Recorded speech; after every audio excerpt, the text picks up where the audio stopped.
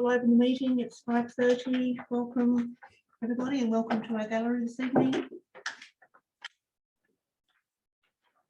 to the current COVID-19 pandemic and in accordance with social distancing requirements, the May 2021 Ordinary Council meeting will have limited access to members of the public to attend. The meeting will be live streamed via Zoom webinar facilities. A link to the council meeting will be available via the council website. Recordings of council meetings or parts thereof cannot be copied, recorded, reproduced, reused or transmitted without the prior consent of the General Manager. The meeting is being recorded and made publicly available on council's website, and persons attending the meeting should refrain from making any defamatory statements. Council acknowledges that this meeting is being held on the traditional lands of the Wiradjuri, Gundungurra and Darug people and respects the history and culture of elders both past and present. Councillor Gibbons will now offer the prayer. Please, if you could all stand.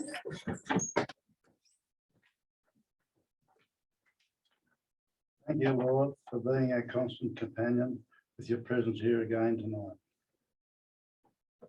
Wherever we are going or where we are at, there are times we are positive and sometimes we are flat. With splashes of ego and power at times, suddenly humility and concern will enter our minds. You gave us free will for this journey of life. We can choose to follow you in this world full of strife. To forgive each other, he asks of us all. And for peace of mind, can we hear his call? Your overwhelming love for us all to receive brings hope, peace and joy to all who believe.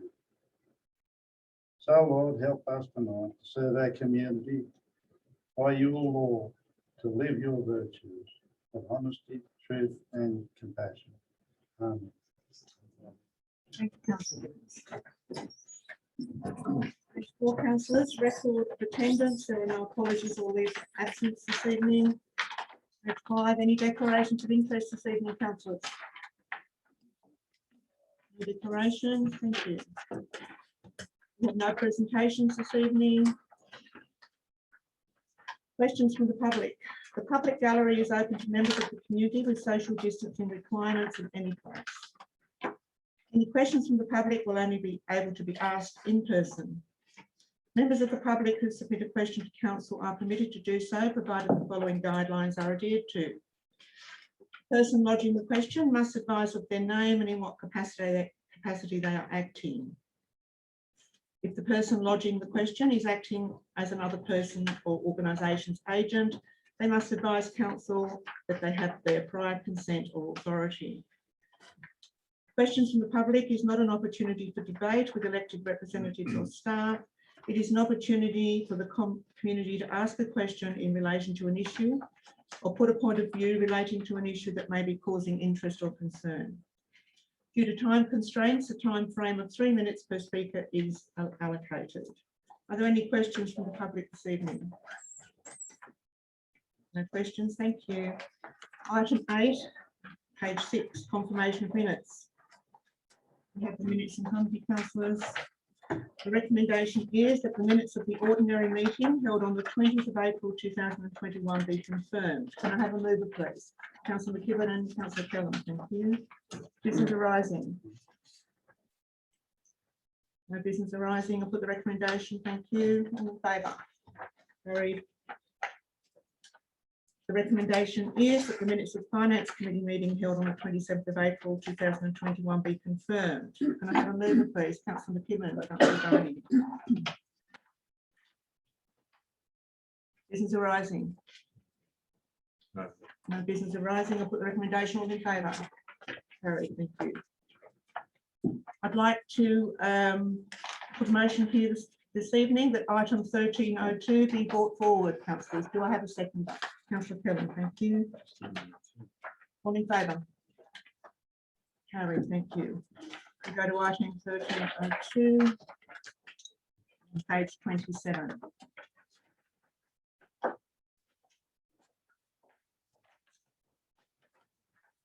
Recommendation is in two parts.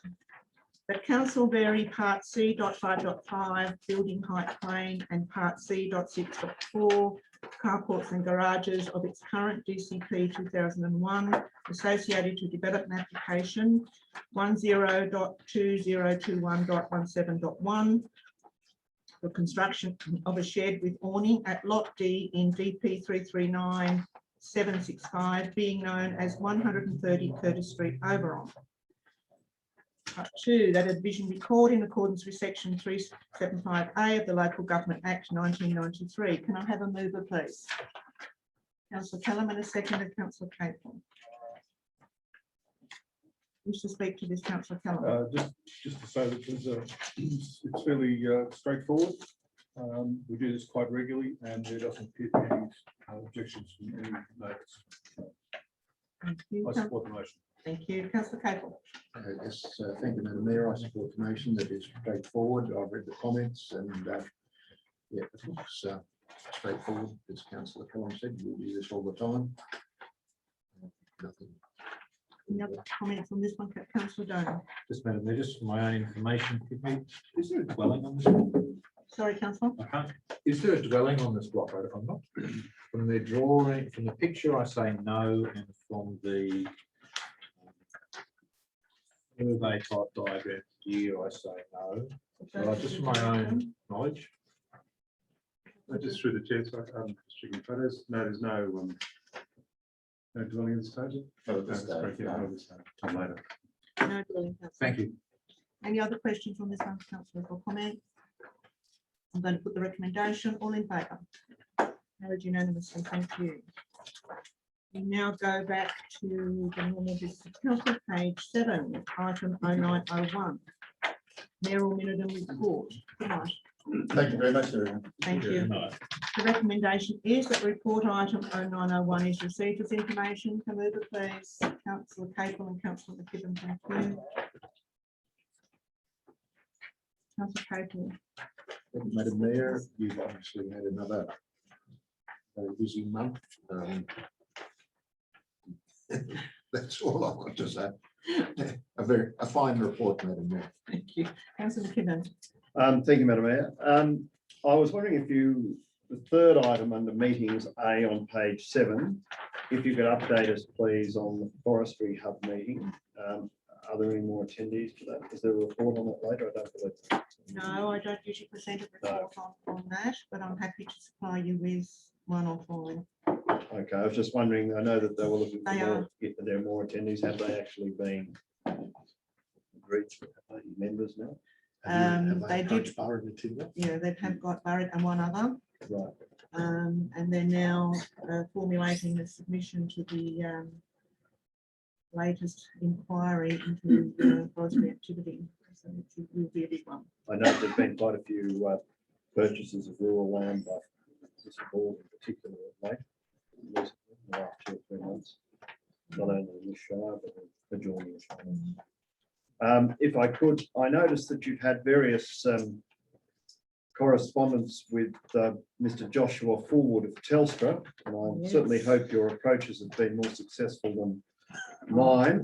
However, I do note that it's been back and forward as to whether he's going to attend in person, if at all, or whether he's going to Zoom. And I noticed the last correspondence since the 21st of April. And has there been any update, or has he been as lacking in communication skills as he has been with me when he works for a communications company? Well, Mr. Forward did suggest that he would like to do a Zoom meeting with councillors.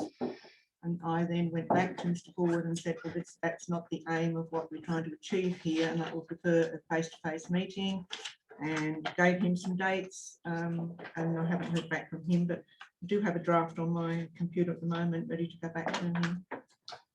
Okay, thank you. Because I'm getting nowhere. And I've got a list of about 5 people around me who've got issues.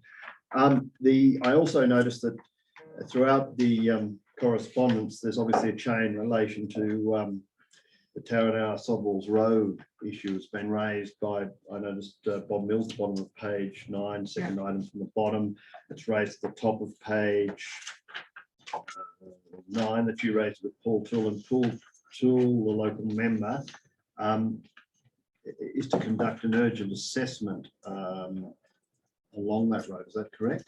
Mr. Toole asked Transport for New South Wales to conduct an assessment, Sorry. which they did. We have the outcomes of that assessment, and there were some strategies put in place.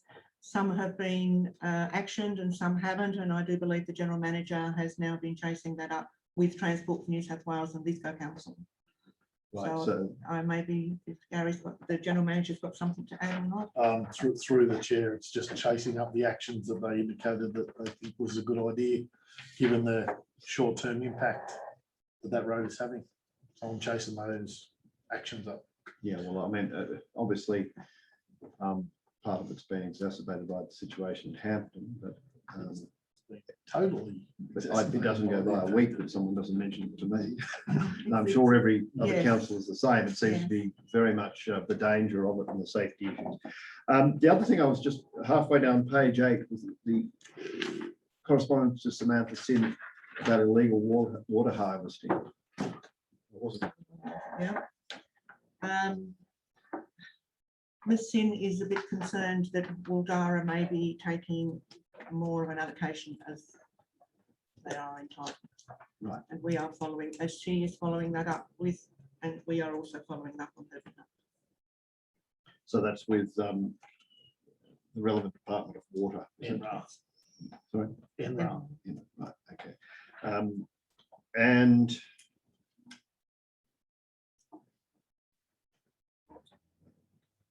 has the matter down three quarters of the way down page 9, meeting with David Schubert regarding proposed amendments to the local government bill.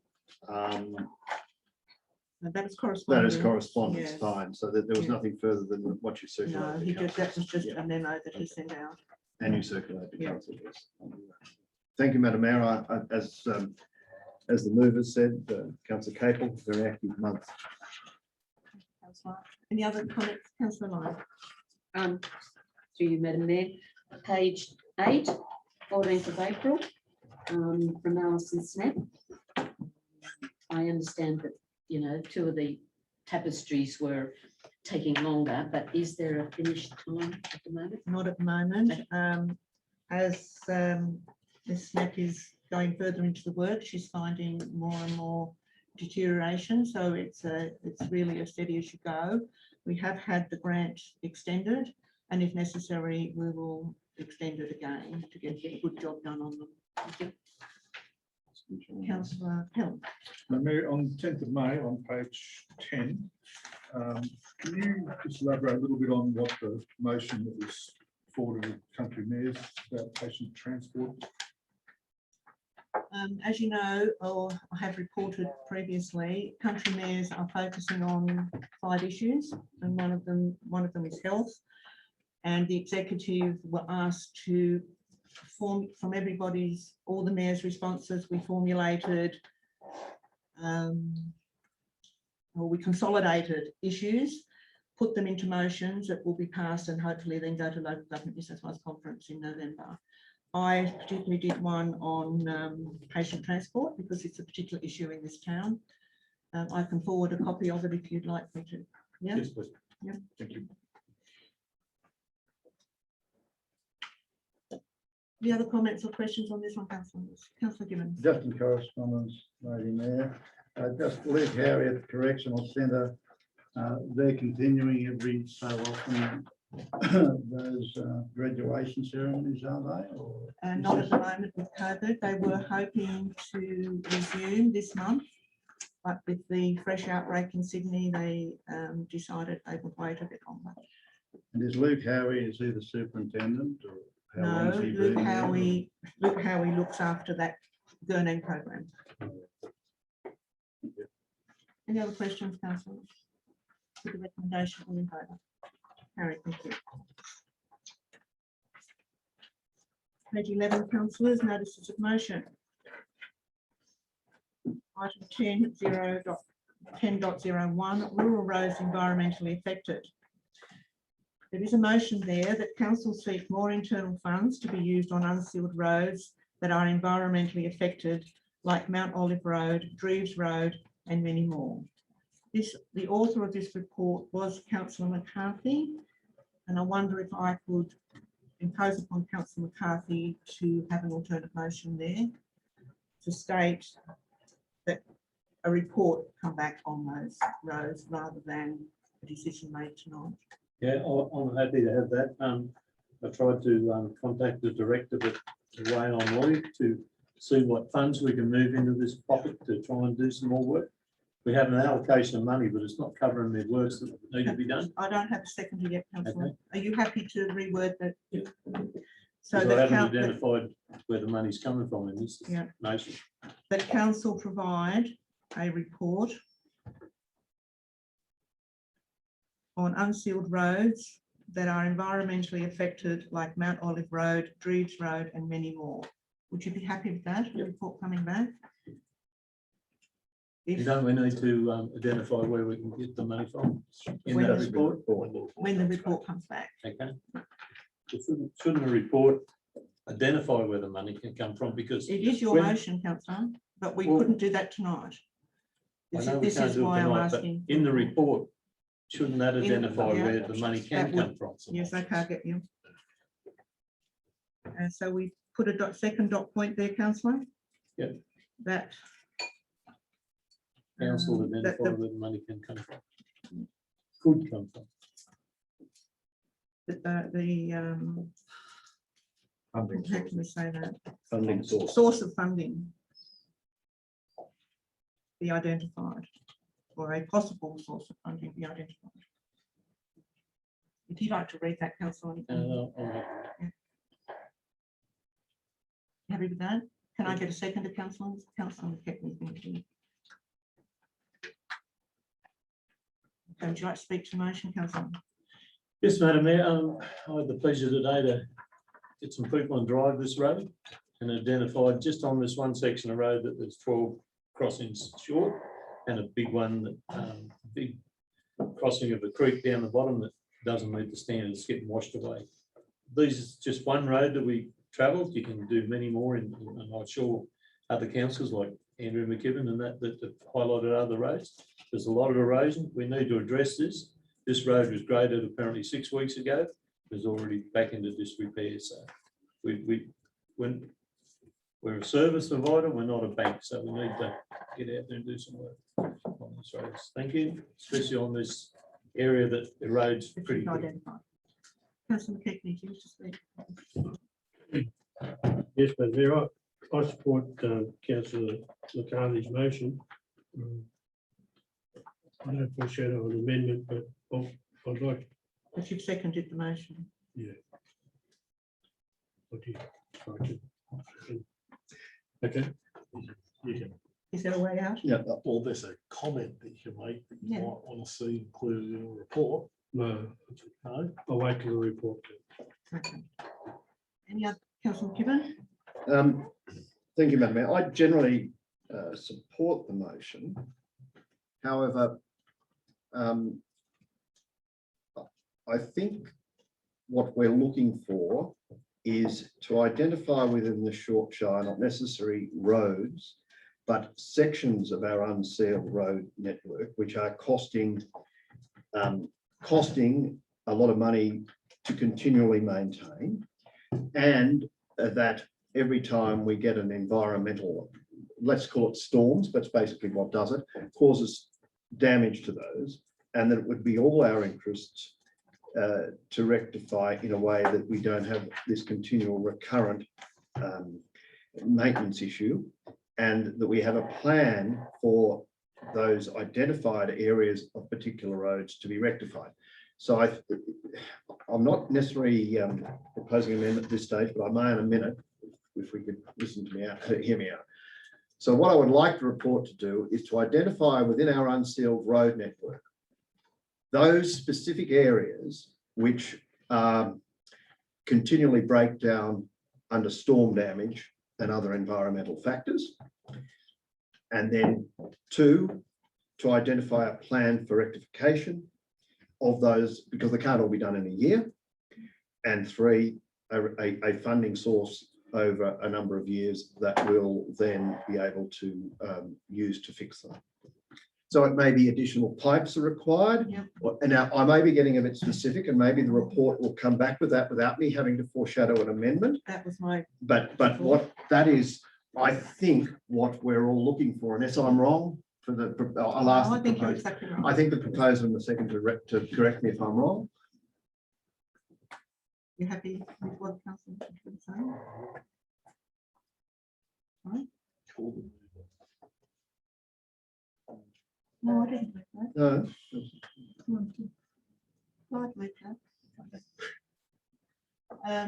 Second one was councillor McKechnie. Are you happy with Yeah, What- that's, councillor? Is that- more or less that's what- what I wanted to, Yeah, so we don't need to amend it as long as Yeah. that's understood what we're looking for. Sorry. councillor Keller. Thank you, Madam Mayor. We have a lot of that information already. We have an aesthetic Mhm. survey of all our roads. Yep. We know what percentage of roads are in poor condition.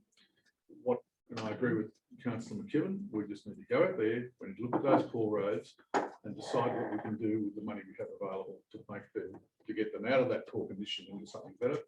And in some cases, that may involve sealing. Yeah. For example, we just solved a recurring problem on Units Hill Road by putting in a kilometre of sealing. That's all. And Colwood Road and other roads. But we've got the plan there of what our roads look like. We just need to get out and look at it. Thank you, councillor. Any other comments, councillors? Just comments that they need to be prioritised. I think you'll find the steep granite country will be the first priority. A lot of the level of roads and roads of diversion and contours, we're not having much problem with them, but you go to a bad section of road, you grade the lot and it's unnecessary. So I think to identify and prioritise the scale of urgency, yeah, good idea. Thank you, councillor. Sorry, my only section, I agree with Councillor Kellam, but I don't think the aesthetic, unless I'm incorrect, I can't remember, it identified the roads. But as Councillor Gibbon said, a lot of the sections of road are actually not too bad, whether on flat ground. So we actually now need to go and identify the particular really bad sections and if necessary, tar them, as Councillor Kellam said, like whatever. I think we're all in violent agreement now. Right, reply, councillor I'll Cullen. reply. Madam Mayor, I appreciate all the input from everybody. But we have a budget to do something. Some of this work, I forget what the exact amount is. But we need more, because what's out there now, what we've allocated just isn't covering the work. So it might even be that we take a low interest loan. Anyway, I just think we've got to do something. Because the time we spend going back and forward has been outweighed of what's the little bit of money to be spent on drainage and maybe a seal in steep spots might outweigh the repetition of our staff going back doing repairs. Thank you. No other comments, councillors, on the recommendation, all in favour?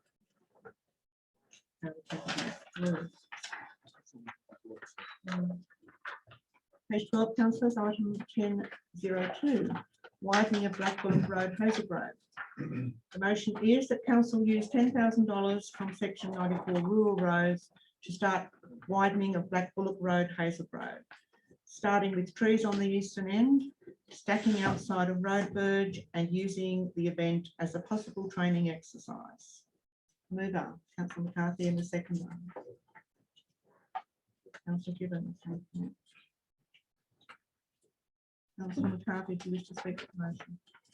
Madam Mayor, we had the engineer have all of this in the past, and we moved that we see grant funding. But when we've had a couple of grants, there was no indication that that money be spent on this road to widen it or improve the road verge. We collect money from section 94 from developers to be specifically spent on rural roads. So I would like to see us spend this $10,000, see where it gets us, and then keep pursuing along there till we get the road up to right width. I know it's low in our metrics, but that's what we derive this money for. The money for section 94 rural roads is to be spent on rural roads. That's the source carrying out this work. Thank you. Councillor Gibbons. Yeah, I just think if there's something happened there and we can continue along that line, it's a close road to town and there's a lot of bike riders that so it's not too steep and it's fairly level right around. You can do the left Outlaws Mount, Black Bullock and Black Hazel Road. It's probably the better road, just close to Oberon that you could make it worthwhile. Walking, bike riding. Do you want to make a comment, John, a minute ago? My only comment is that the resolution from council related to a walking track. And the reason there's no grant funding being provided is there hasn't been any grants for walking tracks. So that's all I'd say. If council want to resolve this, I'm just making you aware of an existing resolution that you have in regard to a walking track. Now, if this is to widen the road, then that's what council would determine. Any other comments on this one, Councillor? Councillor McKinnon. Sorry, I'd seek some clarification on this. Firstly, I'd ask the technical services director what actually 10,000 will achieve. Number two, I suppose I'd ask through you, Madam Mayor, if it's intended that the walking track would still go ahead if the road is widened. Second question. Number three, not having travelled Black Bullock Road recently, and noting the previous resolution that we passed at 10.01, how does Black Bullock Road compare with the roads we were looking at there? And also, do we have information on usage? I know it's used by walkers and bike riders, but how often is it? What is the traffic on the road? I know it is down quite low on our priority road list. So can I have clarification on all those issues in order that we can make that we can make an informed decision? Is there that information available tonight, or will this have to come back at a further meeting? Through the chair, look, I'd take that on notice, bring it back to a further meeting, but the $10,000 certainly would make it a start, no doubt. To what extent, I can't answer that question right now. So information bring back to a further meeting, being the case. Well, how many kilometres would we do? None. Again, that's a very hard question to answer. So that's taken on notice. Councillor Killam. Thank you, Madam Mayor. I'm all for fixing up our roads, but we've been through this once before, and there's not a lot of clarity here about what we're actually going to spend this money on. And until that clarity is resolved, achieved, I think we should be looking at getting a report back and then making an informed decision on exactly what we're trying to do and what money will be available, or can be available. Councillor Donny. I too was looking for some justification within the matrices that we have at our disposal. But through you, Councillor Gibbons basically had me enough off it that it's a close road into town. It's been heavily used by walkers and cyclists, and this is a small project. People are talking about widening, but the motion doesn't actually mean to start widening, and that is therefore just the working on trees. Most of the work, it appears, for $10,000, you wouldn't get much more than a bit of tree removal. So I thoroughly support Councillor Kellam's dedication to good process to make sure we're always following the matrices and that sort of stuff. But sometimes I think it's appropriate just to respond to a perceived need. So I think I would support this motion as it stands to respond to that need and see how far we get.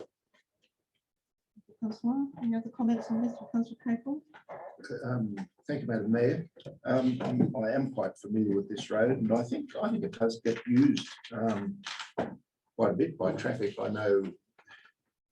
I wouldn't say that the walkers and bike riders give it heavy use, but it is a well-used road. It's often fairly rough and it's steep.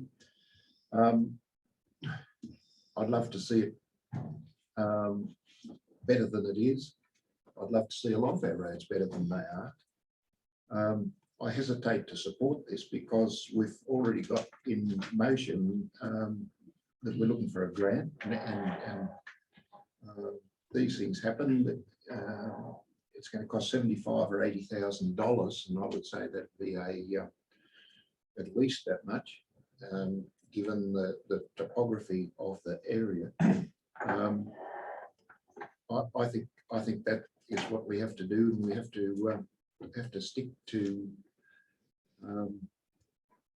the plans that we have in place with our metrics, our priorities. Councillor, is there any other comment here? I was replying, Madam Mayor. I thought Councillor Cullum's thing that he didn't know what the money was for. It's to widen the road. We don't use section 94 for doing matrix work, and this money sits there and it's available. We need to start on these roads. Other councils can put in things if they've got roads that they consider that a priority, but they don't get off their ass. So Excuse me, I'm sorry, councillor. I've got something that I've put forward. I feel that we've got to start somewhere to doing the roads. I've identified this one. If they want to identify another one, that's fine. I'll probably support it. But I've identified this section of road. It's very thin when you go through there with a car and you meet someone walking or a push bike the other way. It's really narrow again if you meet a car. So we need to do something. What's the point of having money sitting in the bank when we've got these things that need doing? Thank you. Okay, Councillor Gibbon. I'd seek clarification on the section 94 situation through you, Madam Mayor, the General Manager. I thought we were using section 94 on certain roads. And through the chair, that's exactly what we use section. That's right. We call them 711. So at the moment, how contributions much, now. I can't recall, but there's quite a substantial amount being used on roads this year, I thought, from section 94.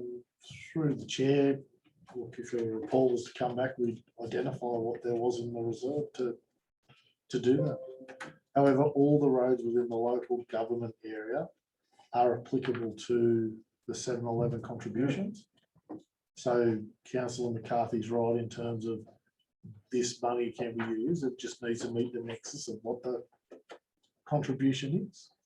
All I've indicated in my general manager's note is that you currently have a resolution that says don't do anything until you agree, and I've nominated the potential for you to do exactly that.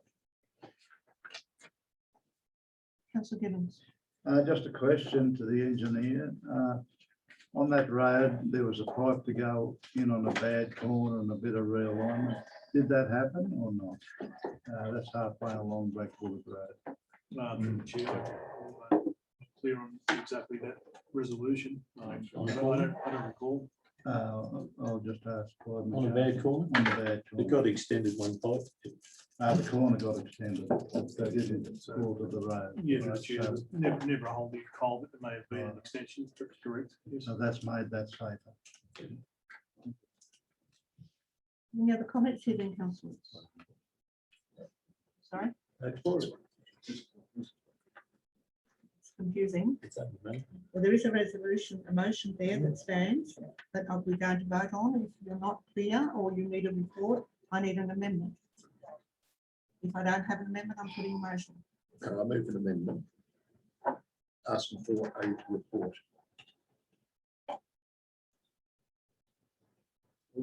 No, I don't know that we need a report. We've already had one. Yes, that's right. And I'm putting a motion as is, councillors.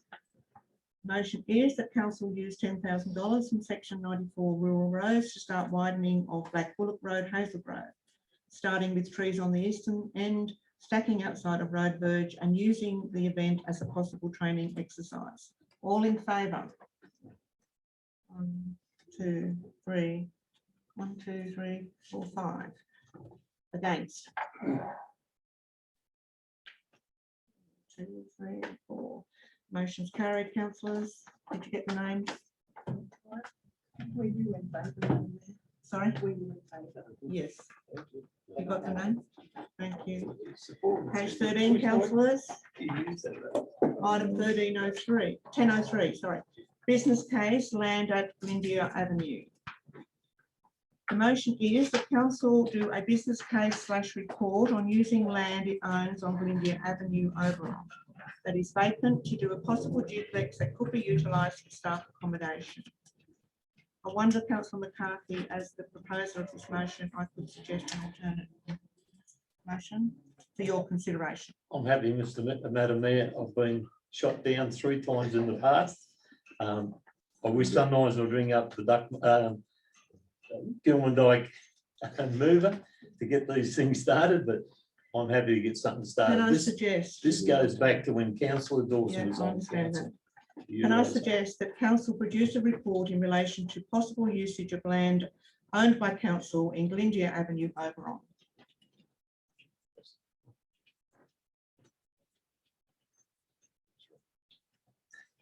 Yeah, okay. Up to you, council. If you, I mean, it's your motion. I just see it's an asset that shouldn't be sold at the moment. I don't think there's any plan to sell it. Okay, well, it might be that the council come back with a report to say just purely sell it. Then you have the That will be one of the opportunity. options. Okay, all right. Well, I'm happy with what you want to change. Are you sure, councillor? Yeah, Just, Do I have a, yes. second, councillor Claypool? Oh, A comment by the general Yeah, manager. sorry. Through the chair, one of those options would be to sell it. So But that that comes, will come to council to consider. Councillor McCarthy, you want to speak to the motion? haven't you changed it? Do you want to speak to it? Oh, you can't read it? Yeah. The council will produce a report in relation to possible use of land owned by council in Glyndea Avenue, Oberon. No, you've changed it, so you'll have to move. No, my question was, would you consider, All right, a rewording of I'll that. consider it. Okay. No, and you happy to Yep. propose that motion? Okay. And we have a seconder in councillor Claypool. Councillor McCarthy, you now wish to speak to the recommendation? Yeah. Or you No, don't? I don't want to speak. You don't? Councillor Claypool? Thank you, Madam Mayor. Yes, we stopped and looked at that the day we were driving around on the bus trip, and I think it is a block of ground that is suitable for, yeah, ideally situated, and I think that this is an ideal time with what's going on in the community to for council to have a look at that and to make a decision on what we do with it. I actually support the idea of Councillor McCarthy that we look at building something there, but the report comes back to council, we can make that decision then. Thank you. Councillor McKibben. Thank you, Madam Mayor. All I want to ensure is that within this resolution that, within this report, that the option that's suggested by Councillor McCarthy is included. Yeah. Because the report could come back not even mentioning possible staff accommodation or a duplex. So it may be appropriate, if I foreshadow an amendment, to put Oberon, including but not limited to (A) possible construction of staff accommodation on the site, (B) sale of the property, 3 other potential uses. So I would propose that amendment just to make sure that we do consider what Councillor McCarthy's put up as one of the options. If you don't think that's necessary, then and it's read between the lines, I'll go to I'm the happy with manager. In front of you, Madam Mayor, that would be probably the crux of what a report would come back as in its current form without the need for those things.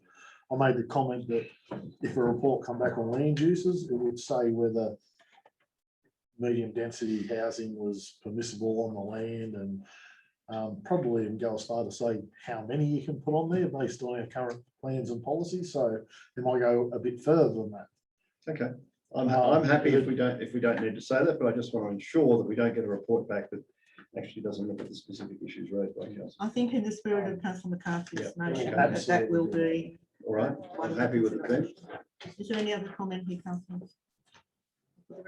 Yes, Madam Mayor, we need a date on it. By When the a date. reports, we need a date. Yeah. Oh, When you the want to- report will come back. Through the chair, give me the June at least. Hey, Give me the June at no, least. that's fine. So long as got a date on.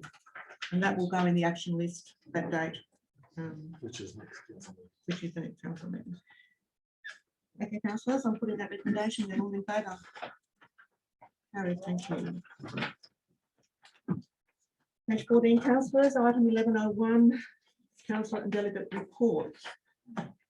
Up on Macquarie County Council meeting, 16th of April 2021. Can I have a mover, please? Councillor McKibben, thank you. And a seconder, Councillor Casey, thank you. Councillor McKibben, do you wish to speak to your report? Thank you, Madam Mayor. I think the report basically speaks for itself. I can update the council on the fact that together with the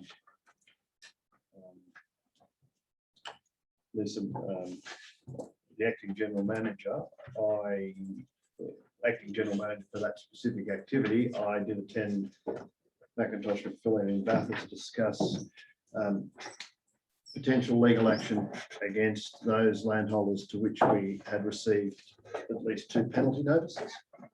We're obtaining legal advice in June with the idea of going to speak to the local member concerning how the Upper Macquarie is meant to fund legal action against potential owners who just ignore or fail to observe penalty notices. We've also wanted to know what our rights of action are in respect to selling land. We do not have the same rights as a council does for unpaid rates to sell up land. But we have certain rights to put caveats over the land so that if there is a sale in the future, but as we all know, there are a number of properties that remain with families and intergenerational for a long period of time, so that has limited effect. We have got some pricing for what potential it would cost to bring an action, and we are looking at various avenues at the moment. We're intending to meet with the local member in mid-June with that advice, and we may actually take we may take a case subject to what the Upper Macquarie County Council determines in June. What council decides, we may commence an action just as a test. So that's an update from what's in my report. As you can see, the number of penalty notices has been increasing, which on one instance is good, in other instances are not, because obviously voluntary compliance is the desired outcome. We have had quite a number of a big backlog of second inspections. That is clearing itself gradually, I understand. But there are, I think at our meeting, there were some 500 odd inspections to be conducted. Second inspection. Councillor Capel. Thank you, Madam Mayor. I would like it noted that I was actually at that meeting. Oh, were you? Sorry. I was active at the meeting. Perhaps I'm going to have to lift my game if I want to be noticed. I think it was a previous one. I do apologise to council. I did leave, Madam Mayor, part way through the workshop that I was on. Yeah, very comprehensive report from my colleague, and just one thing that council is finding is it takes a lot of time. These penalty things are taking a lot of time, and hence, as Councillor McKibben said, a big backlog in the inspections, and that is coming about to a large extent through the time taken with to make sure everything is done properly, T's are crossed and I's are dotted and all of that sort of thing. If you're going to go to court, everything has to be spot on. I think this was always the case when it was being considered. Can I ask that my report be amended accordingly to note Councillor Don Capel was there? I think I must have taken it from my previous report. So my sincerest, and note my sincerest apologies to Any other questions on this one? Councillor McCarthy? Madam Mayor, I've spoken to Councillor Capel about it, but that out of Cowra, they have an actual photograph of that needle grass. And it gives you an idea what you're looking for. They tell me it's on the other side of Lake Lyell, and all I know when I drive up there is umbrella grass up against the fence. But Hugh Webb assures me that it's full of it there. Shouldn't we be proactive in having a photograph of what we're looking for, this actual item? Like they have it at Cowra, on the way into Cowra, that has on the side of the road, that's needle grass, a photograph. Is it African love grass we're talking about? Yes. Chilean. Maybe we can, through our delegates, ask that be brought up at the next up on the Forthcoming Council meeting. Sorry, Madam Mayor, we have had a number of field days. There are two weeds, African love grass, which is round Lake Lyell, and there is Chilean needle grass, both noxious weeds. Sorry, weeds of priority weeds. I can assure Councillor McCarthy that Chilean needlegrass is very hard to identify, except when it's in seed. And I have been down on my knees, which is rare, and you have to feel the bottom fronds of it sometimes to distinguish it from a cocksfoot to see if it's got nodules on it. And I have had the LLS person identify some, and I can assure you they missed half. It is really, really hard to identify this Chilean needlegrass. The only time you really, a normal person will be able to identify it was when it's seen. It's got quite a distinctive frond. I mean, we're getting into details, but it is not easy to distinguish from a fescue or a cocksfoot in particular. They're very similar. It is very similar, this Chilean needlegrass. So, but Councillor McCarthy, are you talking about general signage of general weeds or specific?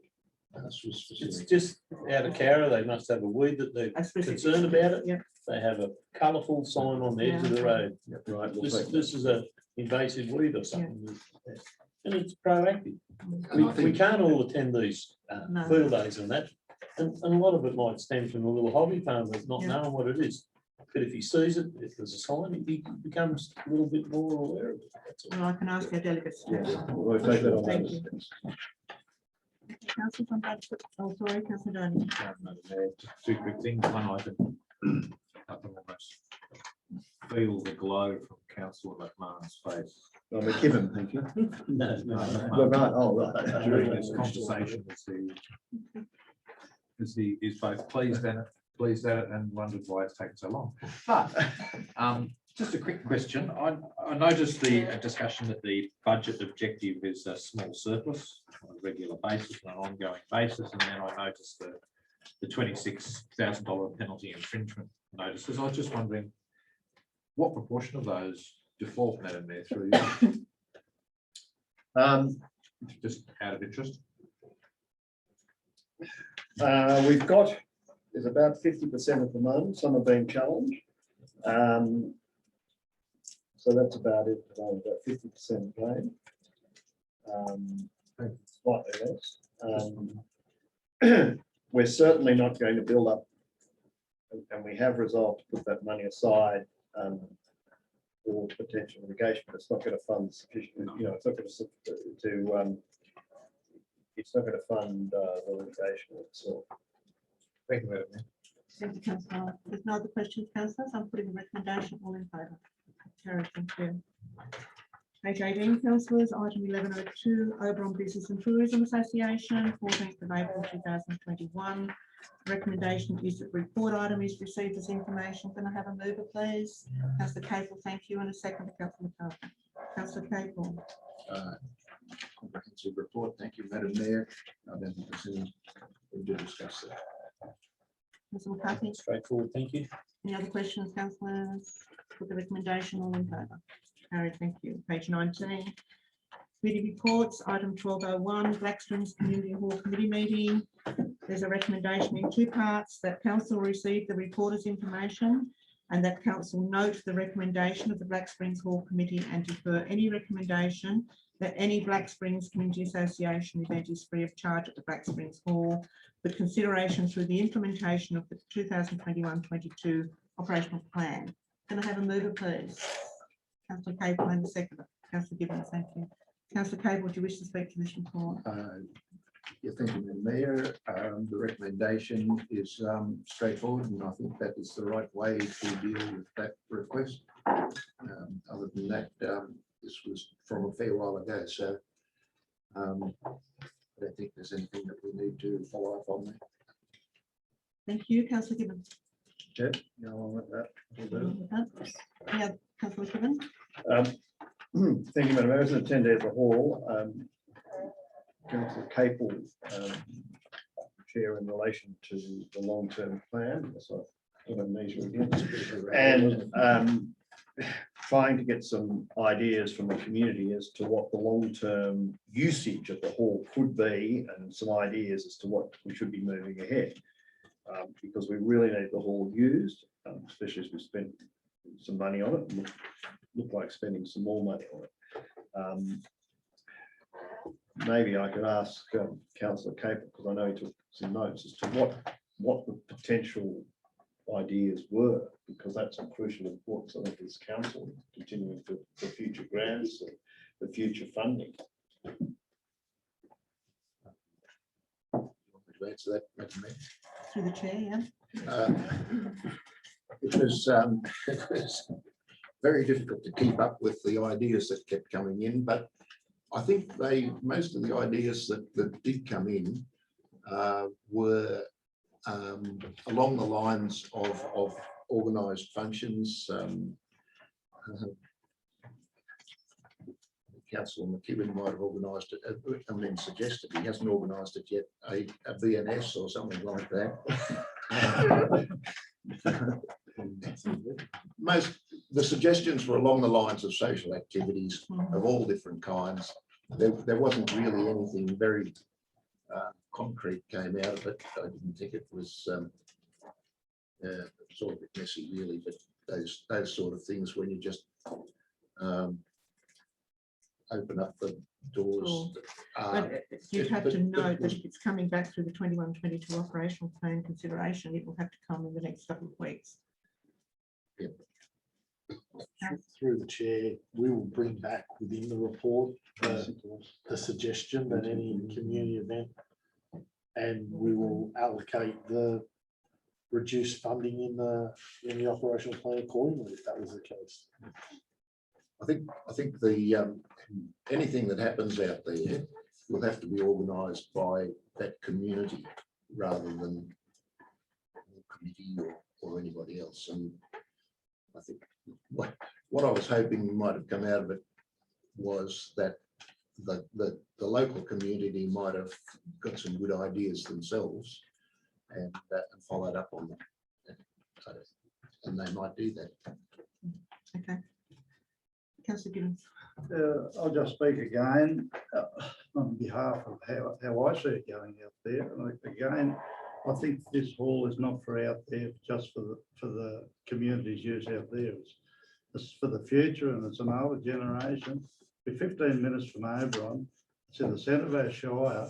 I think it's up to the council, who are the trustees, maybe to consider things out there as well. But what I'm saying is, until we get these acoustic boards, I don't think there'll be too many functions there, because you cannot. I couldn't hear Don Capel the other night, and you're sitting next to him. It's very bad. I know the community put money towards it. I think it's up to this council to support that idea. You can't go ahead with lots of ideas if you can't provide a community hall where people can talk and hear, and music's a big thing that they'd like to happen there, just getting the local community together. But as it is, need the support of council, even if progress goes halves, or even if there's village fund money goes there. There must be some funds here to fix that hall. I think we've expended substantial funds on that hall since But we've they had that. extended, those Or funds councillor. have been grant funds. Everyone has been grant funds, and the community association and grant funds are going everywhere. And if we're saying it's the acoustics that are crook in that hall, just hear what we're saying and see if we can do something about it. And then we may be able to have functions there. There's no excuse for them. I say, it's a community out there that has some fairly lonely people out there that could give us the opportunity to bring them together for a Sunday evening cup of tea or a meal. It is getting used different ways. I know the schools using it, and there are other uses, but it's not just the Black Springs community. It might have been when we had 80 children going to school there. It's 12 children going to school. So let's think a bit bigger than that. Council of trustees, the money that's been spent there has been through grants, and that's fine. That's what we have councillors for. The grant money's been going in every other direction. 50% of the people lived in Oberon. 5 or 6% use the centres over there, the swimming. You know, there's a lot more people about that may use the hall if the opportunity's there.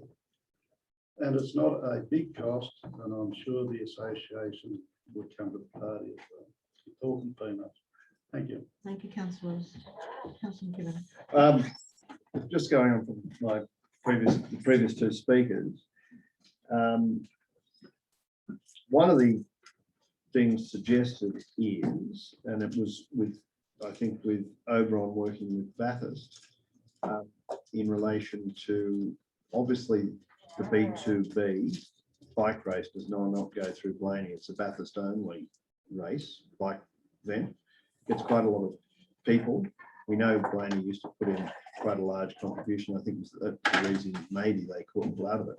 Whether there's an opportunity for Oberon to do anything or whether it ends up being obviously too expensive to contribute, but we thought it was worth investigating. That was one thing that did come out of the meeting. Well, I'm assuming if we can bring these things back. The other thing in was the next few weeks. there used to be I think it was a Kumintang jazz festival in the forests down below Black Springs, Tudors Hill, years ago, as I remember going. And that used to, Cowmonk, sorry. Kumintang, I think, was the nationalists in China. They're in Taiwan Sorry. now. Sorry, They're in Taiwan now. Taiwan. I know they're in Taiwan. Yes. Still ever usable. But whether the Cowman, whatever it was, Cowmonk, that's right, Cowmonk. Something similar to that, you know, it could be used for that. That used to be in the forest, so do that in someone, you know, minded to do that. But that used to bring in a lot of people at jazz festival or music festival for a weekend in the forest. And it was in the vicinity of Black Springs. So there's no reason the hall couldn't be used as part of that type of event, but obviously it needs someone to have the motivation to get it up and going again. But it brought, I don't know how many, if you through your Madam Mayor, Councillor Donny might remember, but it used to bring thousands. A lot of people. We maybe could work with tourism and economic development officer to maybe relook at that as something that could bring benefit to the as part of our forest, you know, forage festival or something. But yes, that was another thing. I'm just thinking of a couple of things that did come up with. But anyway, All right, sorry. well, that's been noted. Sorry, Madam Mayor. Well, I know that through the chair, I know they're noted. The recommendation's a lot simpler than that. It is. And that is that any event that the Black Springs Community Association want to put on, Yeah. they can have the hall free of charge. That's what come out of the report. So Yeah. the things that Black Springs Community Association want to do is not for council to get involved with at this point in time.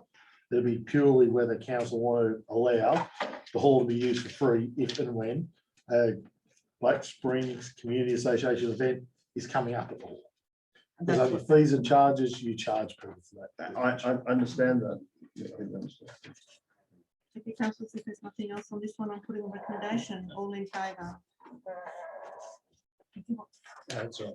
Sorry, councillor. No, it's good. Reports for decision, councillors, page 22. Item 1301, related party disclosure policy review. The recommendation is that council approve the related parties disclosure policy 2220 as presented. Can I have a mover, please? Councillor McCarthy, and the seconder, please, Councillor Keller.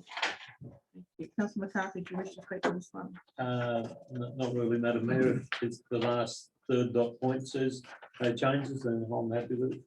Thank you, Councillor Keller. Policies needs to be reviewed annually, and we're doing that now, and I agree with Councillor McCarthy. Thank you. Any other comments, councillors?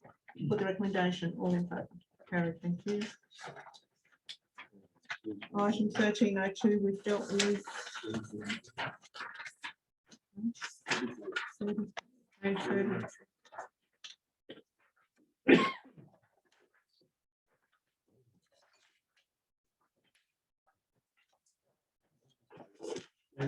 Plan. Page 34, councillors, item 1303, development application 10.2021.24.1 garage.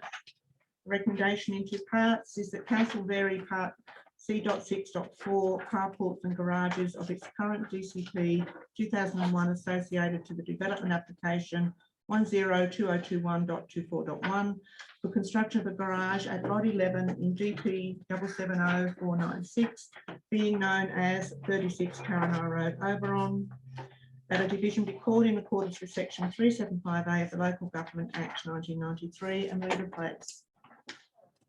Councillor Capel and Councillor McKechnie, thank you. Councillor Capel, do you wish to speak to this one?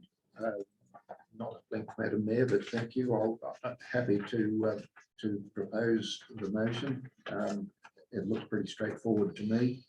And I'm happy to go along with, I've read the comments, happy to go along with the recommendation. Councillor McKechnie. Yeah, I'm happy to support it. I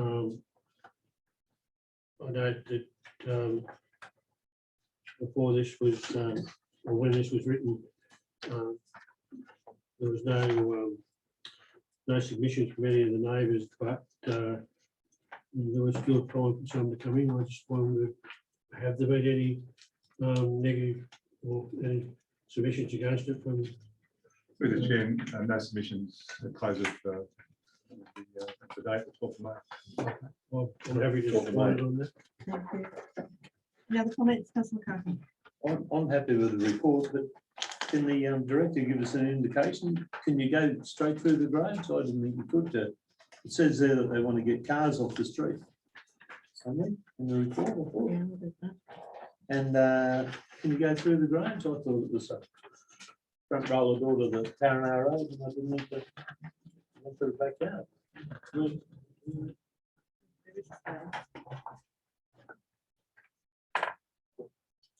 Page 36, there is a space between the house down to the back. How much? Is What that, is that? is that a space? 36. Pathway on page On the diagram. 36 on the diagram, showing the drainage. It does show a space between next to the house. Just because it's shown on the thing. Anyway. Take the advice from the director. Checking the plans, Madam Mayor.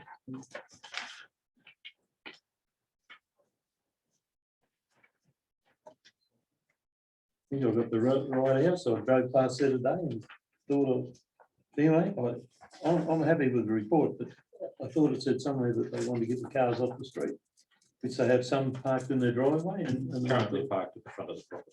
yes. So I didn't think you had access to the backyard, that was all, I'm sorry. But could be wrong, have to be wrong. Says vehicle storage. So, through the chair, council, I suspect that they're storing some furniture in the garage at the moment, so that would be moved to the shed, therefore they've got space in the garage. To get the car off the street in the garage at the front.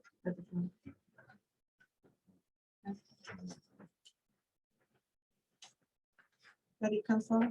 Yes, thank you. Any other comments, councillors? I'll put the recommendation for you. Harry, thank you. Page 40, councillors, item 1304, road naming, unnamed roads, Highland Estate. Recommendation is there in two parts, that council proceed with an advertisement to be placed in the Oberon Review, seeking written submissions for the naming of 6 new bitumen roads that are part of the new subdivision known as Highlands Estate. Part 2, that at the conclusion of the 30-day exhibition period, a further report to council will be presented, compiling all received named submissions for its consideration, determination and endorsement. Can I have a mover, please? Councillor Kellam and Councillor Craig, thank you. Councillor Kellam, do you wish to speak to this? report? Briefly, thank you, Madam Mayor. This is an administrative process, but I look forward to seeing what names come back. And can I ask the general manager what sort of vetting process will happen before they get the council? Through the chair, the Geographical Names Board have a number of processes that you need to adhere to before you put names back. So any with potentially vulgar requirement or outcomes associated with that won't be supplied to councillors or those that are unfit for publication. Or duplicates. Or duplicates, first and second names. We will provide the Geographical Names Board requirements as part of our report back to council. Any other comments? Councillor Capel. No, nothing to say, Madam Mayor, except that I'm looking forward to the meeting that when we decide on the names, and I hope there's not too much other business that night. Councillor McKibben. Madam Mayor, as this is called the Highlands Estate, one would assume that it has to have Scottish names from the Scottish Highlands. Can't be Lowland names. So that's what we would assume. Should we make that a prerequisite, that it should have I don't Scottish think you can. names from You the can't do Highlands? This is Australian Island. No, it doesn't say Australian Highlands. The Highlands Titanium very Road, there's distinctly Admiral's Beatty mean beside Scottish it. Highlands. Through the chair, we don't get involved in road namings or property namings or subdivision namings. We're involved in road namings. Councillor Carden. Madam Mayor, I seem to think when I come on council, there was a bit of a requirement to look at the service of the people that served in our war and went to war was one of the three requirements to look at. So I hope we take that on board. And I think this graphical name and board is a load of rubbish in respect that when we suggested Graham Drive out here at the estate, King's Estate, we were told we couldn't use it because there was one Graham Drive in Bathurst. Now, how does that sit? Or are we, do they know something that we don't know? Or are we getting ready for amalgamation or something? But how do they say that we can't use Graham Drive, which was suggested out here? It's only relevant if you live in Bathurst. There's another Highlands Estate. Well, unfortunately, talking from that perspective, the criteria that the Geographical Names Board put on it is nothing to do with us.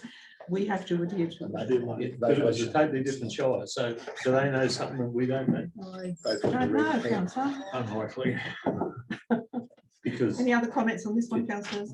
I'll put the recommendation all in favour. Harry, thank you. Page 42, item 1305, report on provision of curb and gutter Prince Street.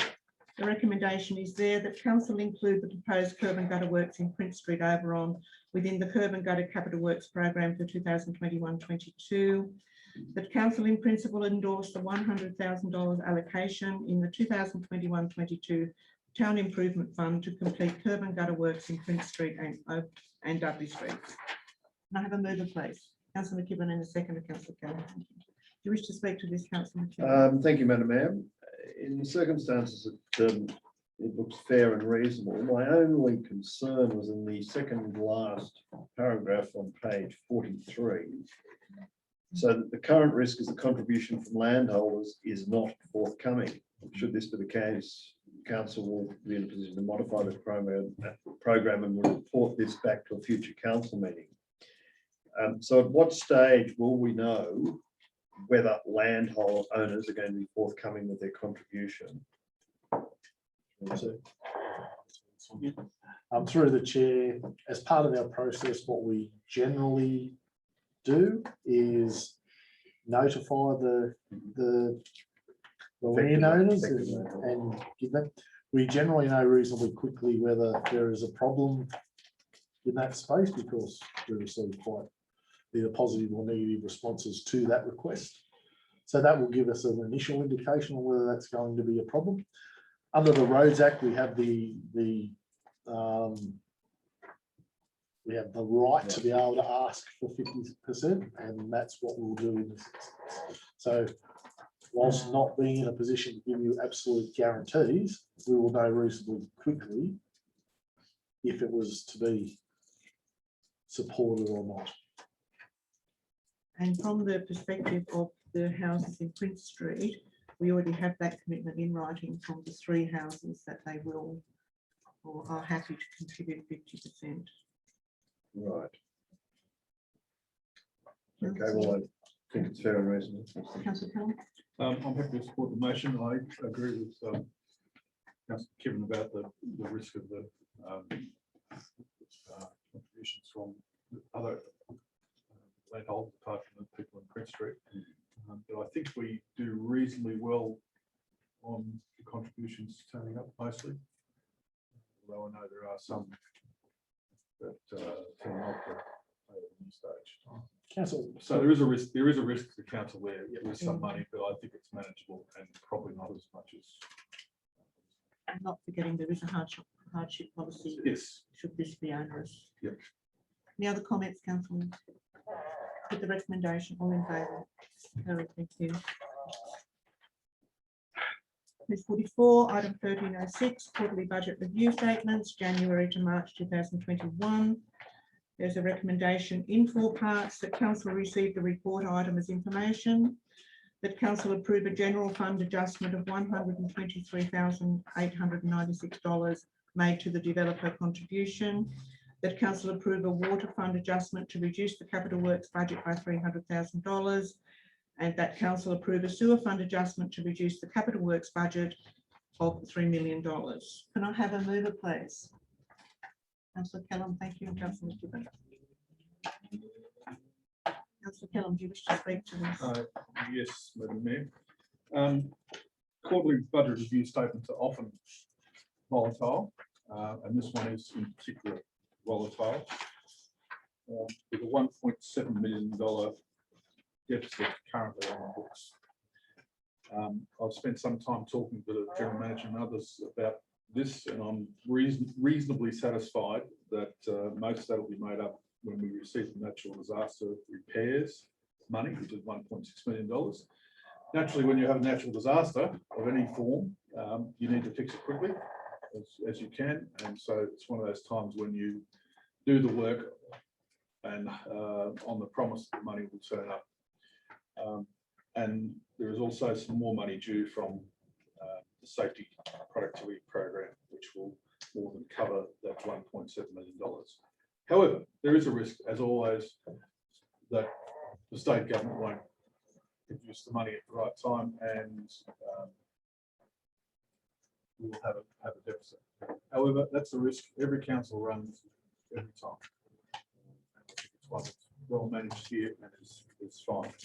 The 3 other items, that is the general fund. The adjustment there is for an increase in developed contributions, and that's a restricted fund along with most of the other ones, and the water and sewer fund. This week we'll then discuss works committee as well. So I support the recommendations and look forward to the end of financial year report. See what our deficit actually or surplus in fact ends up being. Councillor Gibbon? Thank you, Madam Mayor. I too looked at this in detail and assumed it would right itself as we get closer to the 30th of June. I would ask maybe whether orally or in writing, we might have an update at the June meeting as to how we're going in respect to have we received the Safety Productivity Program funding and the National Disaster funding at that stage. I think our meeting in June is the 18th, is it? I can't remember what date it is, 15th of June. But it would be good to have an update at that stage just to understand where we're going. It doesn't need to be in writing, but at least an oral one at the meeting. Yep. So we can. Through the chair, I think it's probably good to have a written report if I could. All right, but just so that we know where we're aiming for and likely to get to at the 30th of June, so we have an update. So subject to that, yes, I'm happy to second this report. Thank you, Councillor. Any other comments or questions on this one, councillors? The recommendation, all in favour? Carried, thank you. No, it's not. Oh, sorry. Just, I'm just voting again. Sorry, Just report. councillor. No, that's all right. I don't need any more information. So I'm just you're voting against the against it. motion? Yep. Yep. Get that. This motion carried. Page 49, councillors, item 1401, reports for information. Monthly activity report, general manager. The recommendation is the report is accepted for information. Can I have a mover, please? Councillors, Councillor McCarthy, Councillor Darby. Thank you. Councillor McCarthy, you to speak to this one. It's pretty straightforward of all the operations that we've done in the last month. My only query is, we have an executive team meeting on a Monday morning, I think. Did we view the CT footage down at the skate park when we had the graffiti on the concrete? And have we come up with someone that can be prosecuted? We have CCTVs down there, don't we? We do have CCTV, and through the chair, it wasn't identified. The culprit wasn't identified. So the other cameras, There is only one in okay, that locality, and it was able to identify the person. so should you be reporting back that we need more? What I'm getting at Yep, is through the- this was the area that we're going to trial. Looks like the trial's no good. So what I'm getting at is that, and that was a council resolution, that we trial the cameras down at the skate park. If it's not working, we either need more or we need better cameras.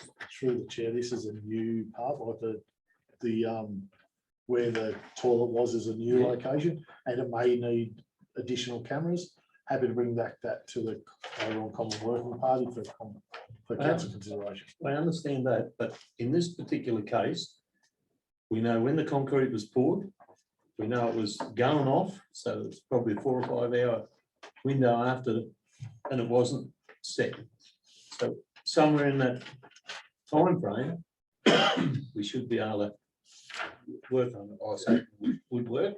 You're telling me it didn't, that's fine, but then we need either better cameras or we need more of them. So that's coming back to Common Working Party. I will bring back a report to the Common Working. Thank you. Councillor, No, thank you. yeah, Councillor Jones. Thank you, Madam Mayor. Page 50, it's the dog work, health, place and safety. It seems to be incidents, accidents reported 6, first aid injuries 2, medical treatment injuries 1. No lost time, that seems to be a bit of a jump. Just I think could be related to the busyness that we're under, but I suppose I'm looking for some assurance that whatever those events are, that A, the person is going to make, or people are going to make full recoveries, and second, that they're things that we can avoid in the future. So through the chair, there was no lost time injuries, so that gives you some indication on the nature of the incidents or the accidents. Right. As part of this month, there was quite substantial work being undertaken, and some incidents were received. Garbage truck. There was a garbage truck. There was one of our rollers hit one of our utes. There was a number of there was a couple of minor incidents. Thank you. Page 52. Just under recruitment, I thought we were still doing something at the waste depot. Interim solution at the waste depot. Through the chair, there's still an interim solution. We're working on trying to provide a permanent one. It's a little bit more difficult than. So there's not actually a originally position advertised here. No, Okay. I don't know, because the working out of that position is still in progress. Okay. It's through the chair, just to give it some background, is that the current operational hours for the tip don't necessarily meet the requirements of a 35-hour-a-week position. Sure. So I've asked the planning director and the technical services director to put their heads together to come out with a way of how that can progress. And if that means that we need to relook at the hours operation for the tip, especially during Monday to Friday, that might be an answer. But in saying that, we've outlined that as one of the things that we will be looking at during 21-22 operational plan. And anything like that would be reported back to council for their consideration.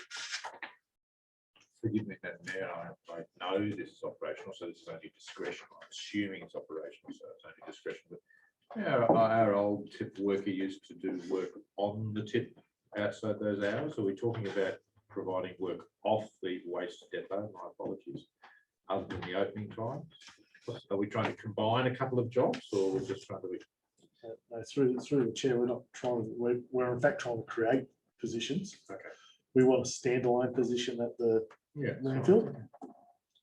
But that then means that there will be a time when people entering the site, if you're doing capping or anything like that, you don't need them there. So the hours of operation may need to be varied to support well, health and safety requirements to start with, but the last thing you want to be doing is putting a compactor over a car. So Okay, sure. they are the things that we continue to work on. Okay. Bottom of page 52, training services, New South Wales. I'm not familiar with the term. Is that a new term for TAFE, or is that a private body, or They're a, private? I think provider? they're an arm with a little bit of private and a little bit of link. But they are, there's a link back to the state through funding. Through funding. No, it's not Back to the state through a little bit of funding. Because But they are substantially private. are substantially private, because Yeah. we have previously looked hard and pushed hard at getting TAFE, or sorry, improved qualification facilities for people in the town without having to leave the town. I mean, we've ran at it a few times, but we haven't had a lot of success. Is there any reason why this might be different? Through the chair, it's more along the lines of bringing them to us That's what Rather we aimed than- to do in the rather past. than doing it the other way and Yeah. sending people away. So it's a more localized and a smaller type education and training scenario. Through you, Madam Mayor. And that's exactly what we've tried to achieve in the past, principally through working through TAFE. That hasn't been successful. Okay, thanks very much. And just on 54, could you just give me a little bit of detail on 15th of April meeting with property owner regarding planning matter? I don't know, location.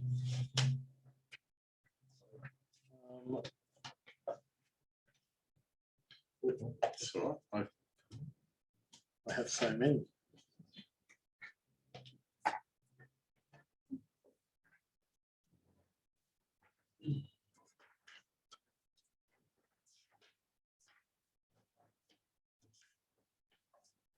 And then while he's looking at that, I note that general management multi-skill, and here is the other area that in another report, the director, there seems to be an innovation, and I don't know whether it's how council feels about it, but the director nominates exactly who he's talking to with each meeting.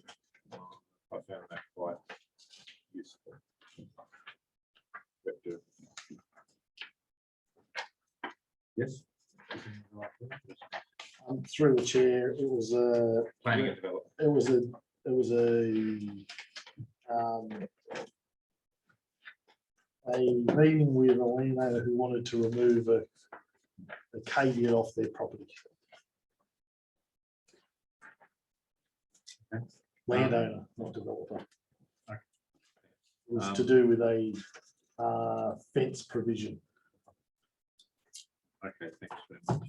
And lastly, the 5th of May, Alvaro Marquez, Regional Grants Officer, regarding stronger community funding and other grant projects. Are these projects that we already have? I think we said there's another round of stronger community, country communities coming up. So was this a retrospective or looking forward? Through the chair, it's looking forward as well as trying to seek some idea about where our current ones are up to. Thanks very much, mate. Any other comments? Just a brief comment, Madam Mayor, from the Tourism and Economic Development Activity. Last week's Opta meeting, which the General Manager and I attended, the General Manager gave a rundown on the data project with Localis. brought about a glimmer of enthusiasm from Opta members. I think there was a number of the people that were there, particularly the business people, who could see great potential promise in having the information available to them that this program is going to give them. I think it's a great initiative, and I hope that it gets the use that the enthusiasm displayed the other night indicated that it might get. And I think it'd be useful not only to tourism people, but to all of the business people in Oberon. I think that's pretty exciting. And that's one of the things that I think Council Oberon is benefiting greatly from Council's decision to employ tourism and economic development person.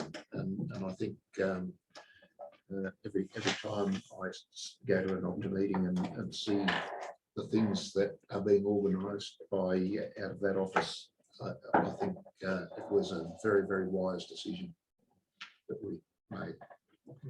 Councillor McKibben. Thank you, Madam Mayor. Through Madam Mayor, so I'm assuming the signing strategy and implementation, apart from the damage that's subject to the insurance claim, has now been completed. Through the chair, yes, it has been. Almost completed, it says in the report, but I'm assuming that if you don't. The Oberon Pool and Fitness Facility Management Agreement, the assessment of the KPIs is annually or 6 monthly? Annual. Right, that agreement's been signed, as you said. Yep. Right. I was going to ask about the WHS issues, but Councillor Downey has dealt with that.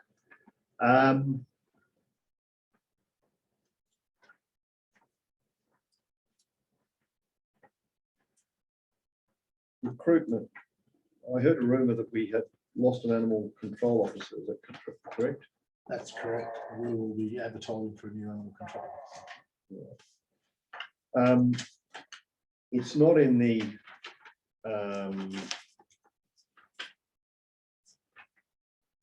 further report up that where we look at the status of issues, but have we had any update on the STP other than from where we were last time? Through the chair, Gary Stiles is in fact in today and spoke to Chris about a number of things STP. He's constantly ringing and pushing our case with the state in these situations. I'm doing it from a grants perspective from a meeting had with Alvaro. But no, at this point in time, I understand is June is the time that these will be provided for, and we're working to that schedule. June is just to clarify. June is the time what we provided for in relation to announcement of grants. Yes, but we still, although they've given us the nod and the wink and everything else, they haven't actually given us a letter saying. no, they haven't. It would be nice to have a letter. That still remains the That same. it's all fully satisfied the conditions and we fully support the plan as presented and planned. We have all the positive words. We don't have a positive letter. Do we send them a letter saying, as a result of our discussions, we now assume that boom, boom, boom, boom, self-serving letter? Through the chair, Gary Stiles continues to talk to these people very regularly on our behalf. More than happy to discuss with him to see what he believes to be an appropriate response. And we're doing an update. There will be an update to the SCP Working Party very soon. But we're still working on those. So I'm quite happy to take it on notice and report back to council if you think that. Well, I think someone else thinks it's a good idea. Well, just to the working party, I've got a suggestion. I've often had to use that myself when you can't get something out of bureaucracy. Self-serving letter to say, thanks, we've had these discussions, you've confirmed the following, boom, boom, boom, boom. So we now assume that if this is not correct, could you please advise? Because we're getting to it's very difficult. And we're getting to And it'd be nice to have that letter to put with any grant application. We'll take that on notice. a notice. Thank you. Sorry, 26th of April, meeting with RSPCA regarding dog matter. This was a bit over halfway, 2/3 of the way, down page 54. So we met with a number of parties, including the police and the RSPCA, about a ongoing matter of Marina dogs. Orders retreat. And we are looking at options around trying to deal with that matter.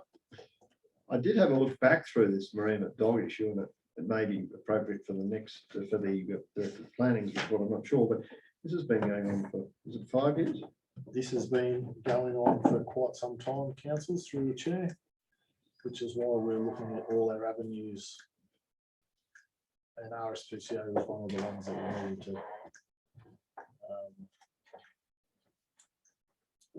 go through, or certainly to involve. Okay, because I know there have been some fairly disaffected landholders down there with this, and I think it's, I think it's going to. Through the chair, as the police indicated, they would love some documentary evidence to support that rather than hearsay.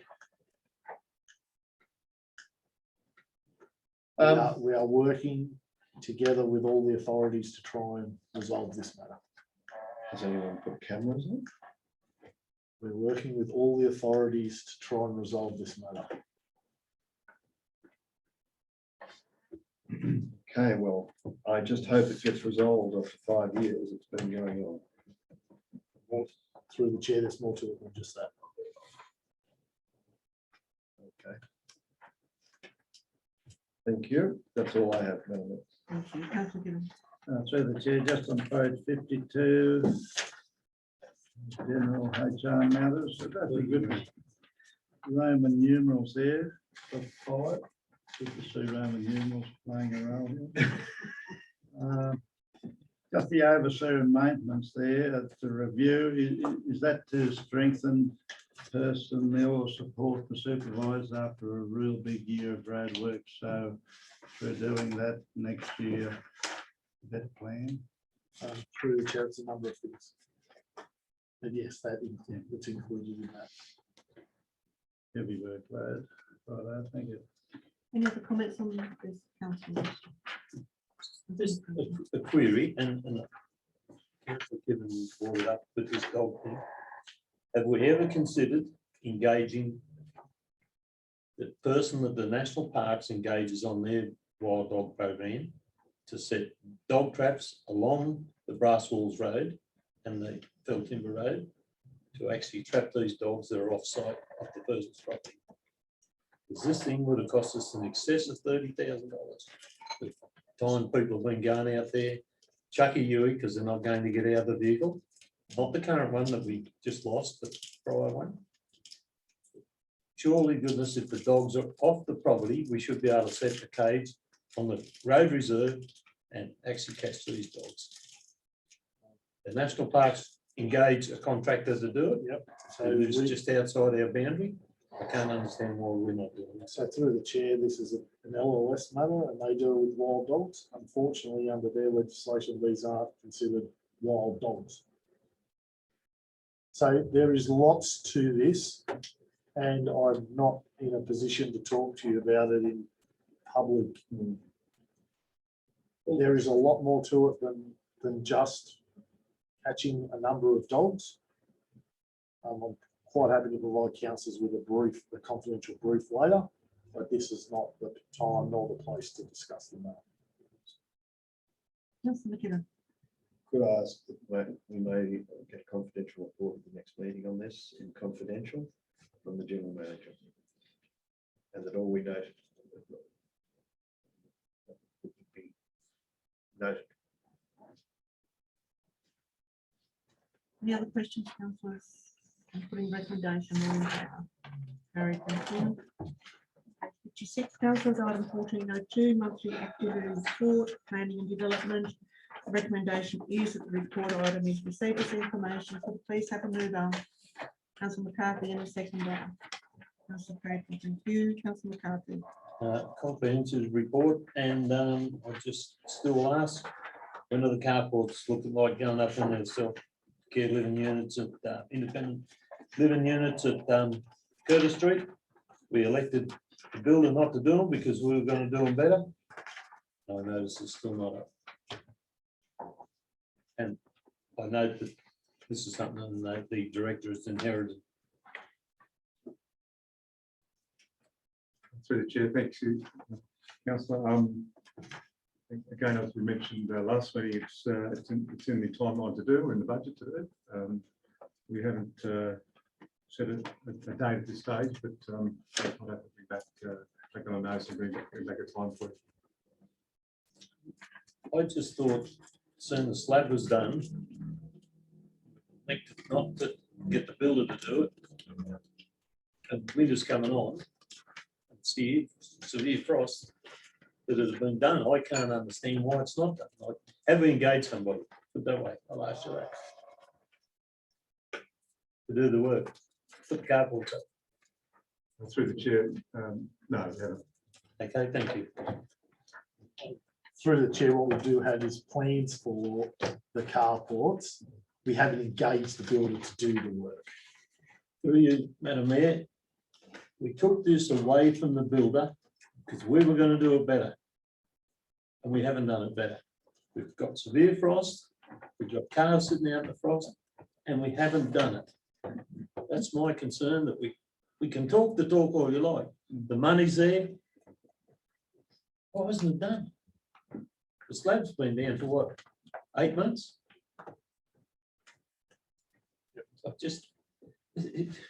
We tell people how to build their houses, yet we can't even put a couple of carports up ourselves. I'm sorry, it doesn't well. Okay, councillor Capel. No, a comprehensive report, Madam Mayor, and somebody else who's been very busy on it. Any other comments, councillor Jones? Thanks, Madam Mayor. Just a few quick explanations for myself. Page 56, 1 development applications. Unprecedented request for planning certificates, just for knowledge. Planning certificates, does that mean to which the required development application, or is this a broad range of? Through the chair, Councillor, that's planning, another term is like a zoning certificate. So perhaps when people are selling properties, they include a planning certificate within their contract of sale, or vice versa. When they're purchasing a property, they may put a planning certificate to understand the zoning, what is permitted on that site. Clarification. Is there a building entitlement? Clarification. Okay. And just for, since we're a busy and growing area, and Madam Mayor, just looking at some trends in the determinations.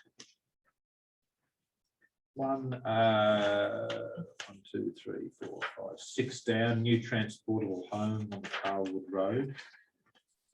Comment, are we seeing more transportable homes as an alternative, Madam Mayor, through you? Through the chair, I think it's a one-off, Councillor. Sorry, I'm not aware of. Easy part, okay, that's fine, thank you. Coming through now. Further down, a dual occupancy on the Carlwood Road. I'm just wondering, do we know what size block that is? I understand that all blocks within the council area have entitlement to a dual occupancy. Through the chair, I have to take that on notice.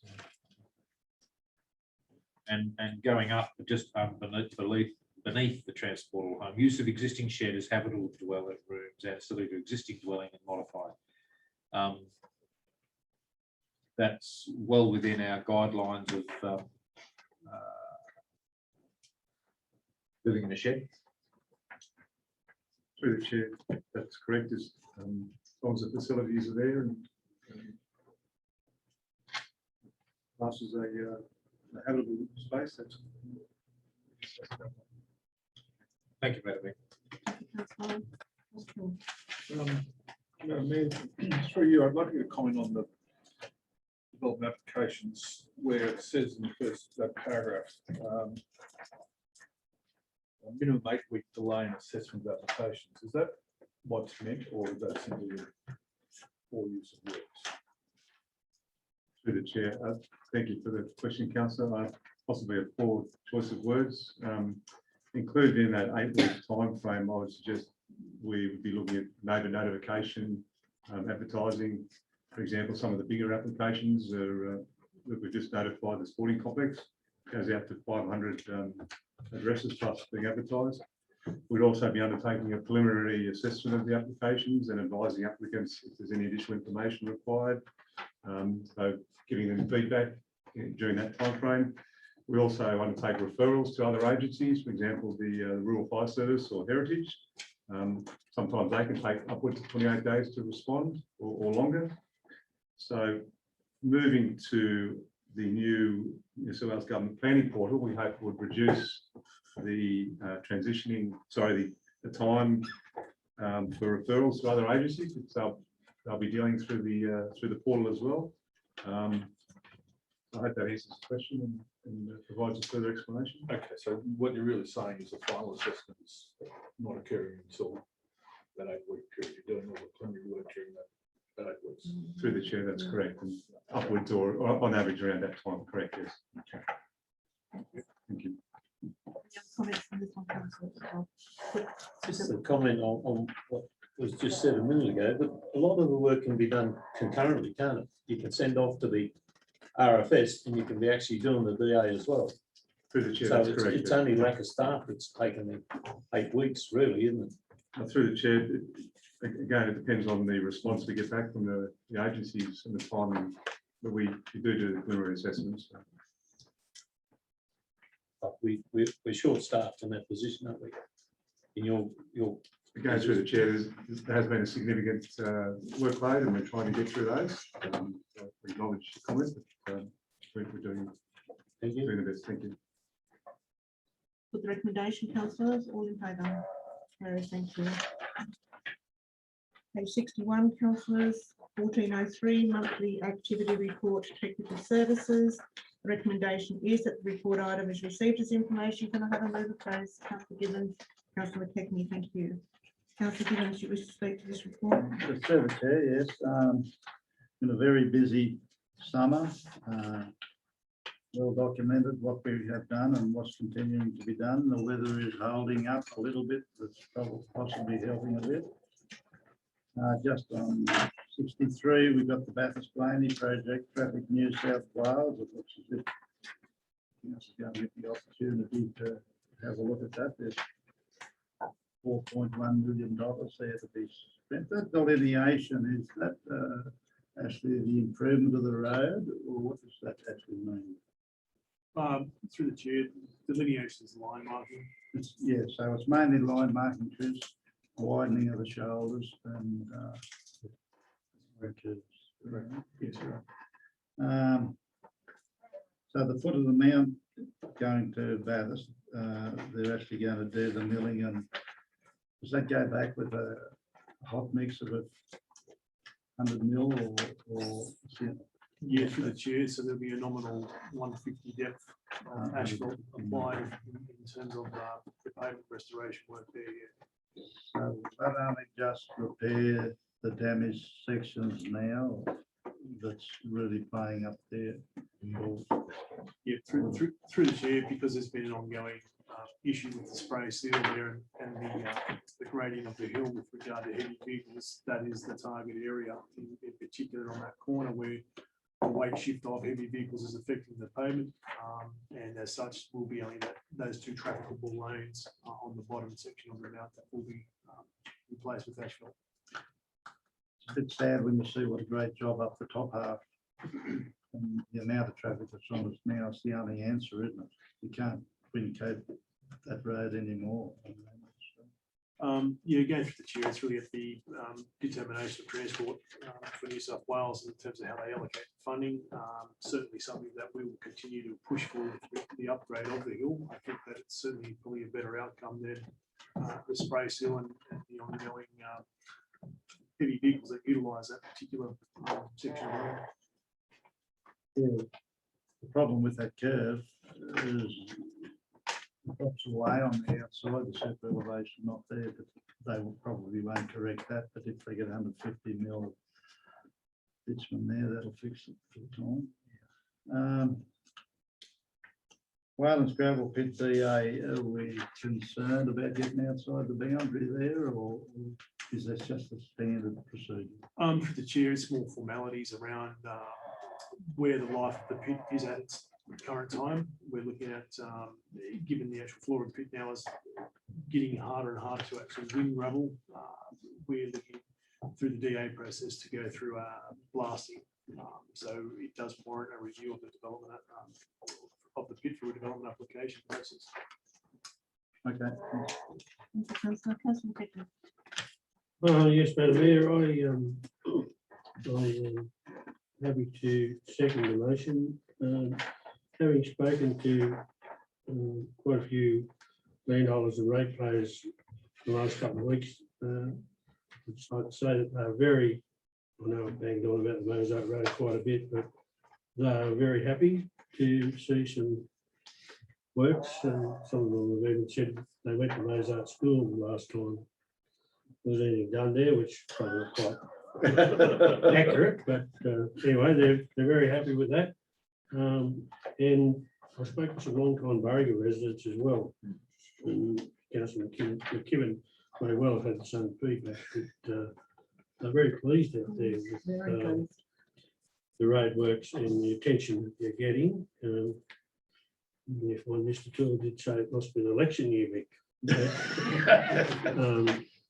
They're very happy out there with the attention they're getting and the actual work. I was out there the other day, and the work looks good, and it's, I must admit it, there's some major improvements to the last time I was there.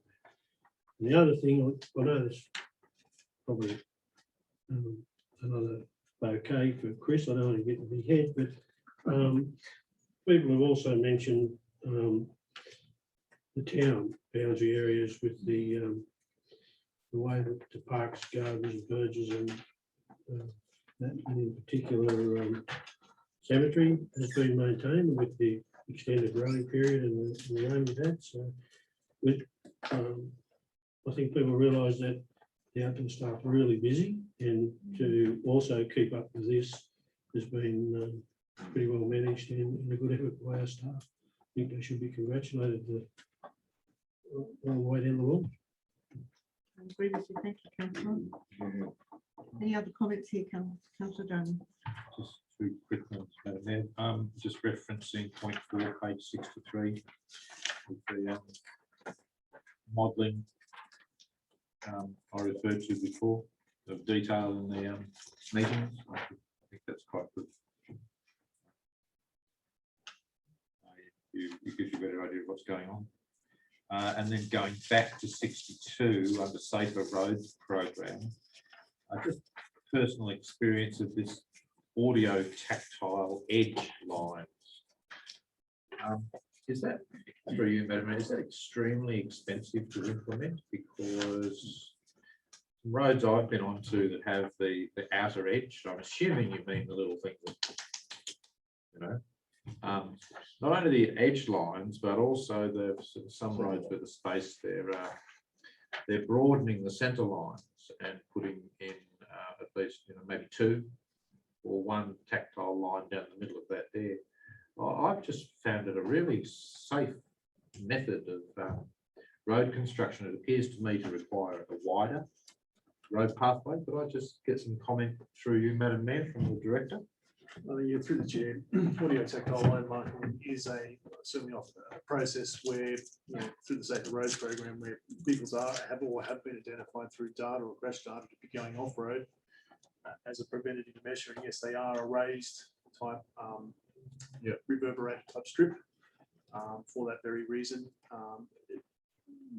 Not really much wider than the average line marking, but more so from, as I say, the audio point of view, where it brings awareness or alertness to the driver that they are on the outer edge, or again in the centre median line. Yeah, so it's on both, either what they call E1 lines, which is the outer lines, or the centre lines. Also, I've seen them in the centre lines, and actually bigger spacing too. 3 lines there. It's really relevant. relevant. Yep, so relevant to the road. So whether it be a freeway or whether it be a state highway, or you know, classified road. Tablelands Way, I think it's running up from the highway. So on highway, certainly we'll find that it'll be a lot wider, given the speeds are a lot greater, as opposed to, and particularly when I say greater, up to 110 kilometres on the freeway, where you'll find that they are- Prohibitively expensive, sorry, Madam Mayor, please. Yes, the cost is substantially more. And again, through the program that we've got with the grant funding, the reasoning behind the crash data and statistics is where Transport have supported that with the funding. Again, through you, Madam Mayor, I would think on the busyness of the O'Connell Road or Oberon Road, the Bathurst Road, that would be a prime location for that to be along this entire length, really. Yeah, through the chair, like certainly something that can be raised with regard to Transport's approach. I think that, you know, with safety and road safety and the towards zero approach of Transport, it's probably something they are looking at with a lot of upgrades now that it seems to be more apparent. Thank you, Madam Mayor. Thank you. Councillor Kibble. Oh, just a quick one, Madam Mayor. I just wonder if there's an update on the Bull Hill landslip. Because I have been to Blackfall, because I did speak to the person involved in relation to the Western Gravel Pit the other day, but forgot to ask a question. But I do have to ring them tomorrow, so the question might be from them. Yes, but what's happening with the landslip, because they're the same owner? Indeed, through the chair, yeah, look, I have made contact with the nominated contractor since, I believe with the wet weather and that there were some delays with them getting to site. Again, on what I have been, I suppose, told is that they will be there as soon as they can, and I'm hoping that will be within the coming weeks. Again, yeah, apologise. I certainly can't do any more than certainly contact them and try and get a firm date. But once I do, look, I'm happy to share that with you. No, it's just that I envisage being asked the question if I raise the other issue. Indeed. Anything else, councillors, before I put the recommendation? All in favour? Thank you. Page 65, item 1404, monthly activity report, corporate services. Recommendation is that the item is received as information. Can I have a mover, please? Councillor Capel and a second to Councillor Donny. Thank you. Councillor Capel, would you wish to speak to the report? Yes, thank you, Madam Mayor. Just again, a comprehensive report. I don't have any queries or report, particularly on the seniors and youth group section. I thought that's very comprehensive. Councillor Donny. Support Councillor Capel's summary, Madam Mayor, and I look at that seniors and youth report, and it makes me think of I think of an important point that Councillor Gibbons made earlier when he was talking about the hall. He was talking about loneliness, which I think there's even been recent media coverage of it as a national illness. And this is a council of leadership of this community, and I don't think we should treat such a comment lightly. That and we should be very pleased with efforts where the council itself has done such things to deal with that social scourge of loneliness. I think that's a really worthwhile use of our resources and our activities. I commend this council for doing it in so many ways, from the independent living units through to the attempt to stimulate community interest that can be really hard to achieve and sometimes disappointing in its patronage and stuff like that. But I commend this council to be dealing with the social issues in its community in this little Oberon area. I think it's an excellent effort. Thank you, Councillor. Can I just have another go? Yeah. Something that I was going to mention and just I think we should recognise the effort that the director and her staff put into the seniors week and the youth week activities. I think the council staff were very busy and they all make good waitresses. You're doing so good. So it was a great effort. And I think they should be recognised for the effort that they put in. Thank you, Councillor. Councillor Bell. I echo Councillor Capel's paper there. I think they've done a fabulous job. I just want to comment on the waste to art. I went to the opening and I was very less or fewer exhibits, but particularly in the open section, some absolutely exquisite pieces, which would stand up as artwork anywhere. And it came from the lowlands. It's right. So that I'm talking about Sandy Renzali's with turning a giant vine leaf out of the ends of a mattress she found on the road to back. And it looks absolutely beautiful. So it shows what people can do, and I think she's now going to the regional Yes, yeah. and possibly onto the state. Thank you, councillor. Any other comments on this one, councillor? Put the recommendation, all in favour. Carried, thank you. Page 75, councillors, item 1405, statement of investments. The recommendation is there that council receive the reporter's information. Can I have a mover, please? Councillors, councillor Donny, councillor Callum, thank you. Mr. Speaker, report, councillor Donny. No, Madam Mayor, I'm glad to see that Philip Lowe contacted us and gave us his thoughts, and that he and we are working together into the future to receive particularly low interest rates. Thank you. Councillor Callum. The numbers going down are a little bit depressing, No but comments, it's what it is. no comments. I'll put the recommendation, councillors. All in favour. Thank you. Page 78, 1406, grants monthly update. The recommendation is that the report be received as information. Can I have a mover, please? Councillor McKibben, thank you, and a seconder, please. Councillor McKibben, thank you. Councillor McKibben, do you wish to speak to the report? Thank you, Madam Mayor. It's good. It's great to see that we've received 50,000 to upgrade our planning portal, obviously to bring it in line, and that can be spent on a number of things, including IT system upgrades, which may be incorporated into our current IT upgrade system. So that's some further integration, I'm assuming. Is that possible? Also, I note the grant application submitted, including the Crown Reserves one, which is including the bike upgrade to the Oberon bike and recreation trail, Black Springs toilet and showers, and the toilet and shower block. Just at the bottom of page 79, that may be missed. I thought the 349,000 for the rec ground had been approved. No, wasn't it? Still pending, is it? No, you're right, councillor, it's approved. I thought it had been approved and successful, so You win. I thought I didn't have amnesia, but councillor capable of correct. Point of information, so wasn't that used to apply for a further? So we used some of that grant to, in fact, give the 220 on the additional funding. That's right. Just the number seemed to be the right number. Through the chair, that's correct. It was approved. So how much is halfway down page 80, we obviously submitted a grant application under community building partnerships over on dog pound and off leash dog park. How much did we ask for in respect to that's already gone in, I assume?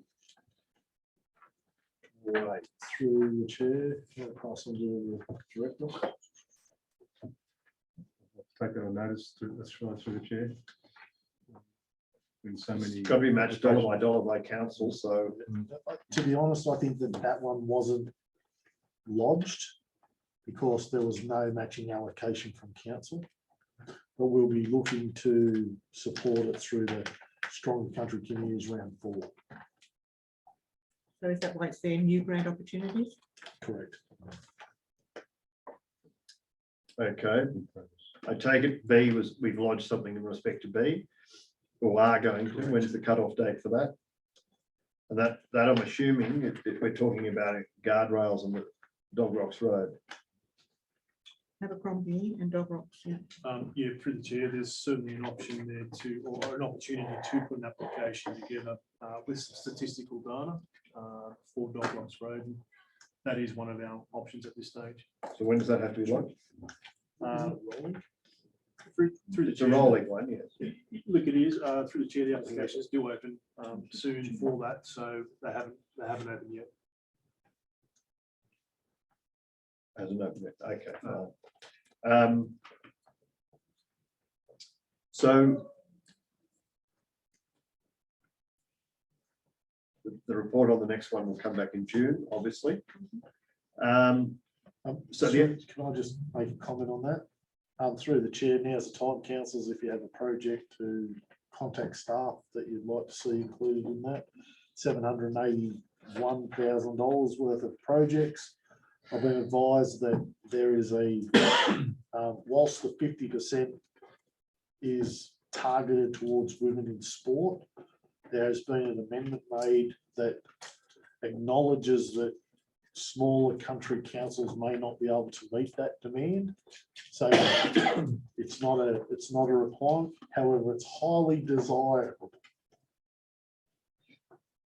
So on that issue, if I could just come back, Martin, I mean, we discussed this, I thought, at some length previously, and the sporting complex. But the issue was, if we didn't get further grants to proceed with the sporting complex, then we would be waiving our rights if we allocated this large section of it to the sporting complex. Is there any way of saying it will go to that if these grants are successful? Otherwise, it will go to these other very good projects? Having a bet each way, I don't think think you're so. allowed to have a bet each way in a grant funding or with grant funding. because that's the problem I see if we go with the sporting complex and we don't get a substantial grant somewhere else. Yep. There is no sporting complex. Then there is no Yeah. sporting, to At put this this point in grant, time. yeah, to put this grant to, that's. I think that's when council will need to take a serious look at how they want to move on this, and whether it's a staging application or whether it's through another process. We'll be up to council and make that determination. One of the projects we brought back will be to spend the money on the Oberon Sports Group. Yes. But I know that it won't be the only project brought back, because there's been a number already indicated through this process. There will be councillors' obligation to prioritise their projects as I see it. Is that it, So- Councillor? No, sorry, Madam Mayor, the last section, section 5, page 81. Their underspend of approximately 25,000. Is that inclusive of the 26,815 surplus on the fitness centre, which is referenced on page 98? Through the chair, they're separate. They're separate. Yep. Right. So really, we've got a surplus of some 50,000. Yes. Over two funding streams. Over Two different funding streams, yes. In the other, I'll happy to talk to the other project at this point. Yes, I understand that, but the overall, we've got, so we are certain that we can, we have to apply to repurpose both those amounts, this 25,000 and the bit under, and the residual surplus under 90 on page 98.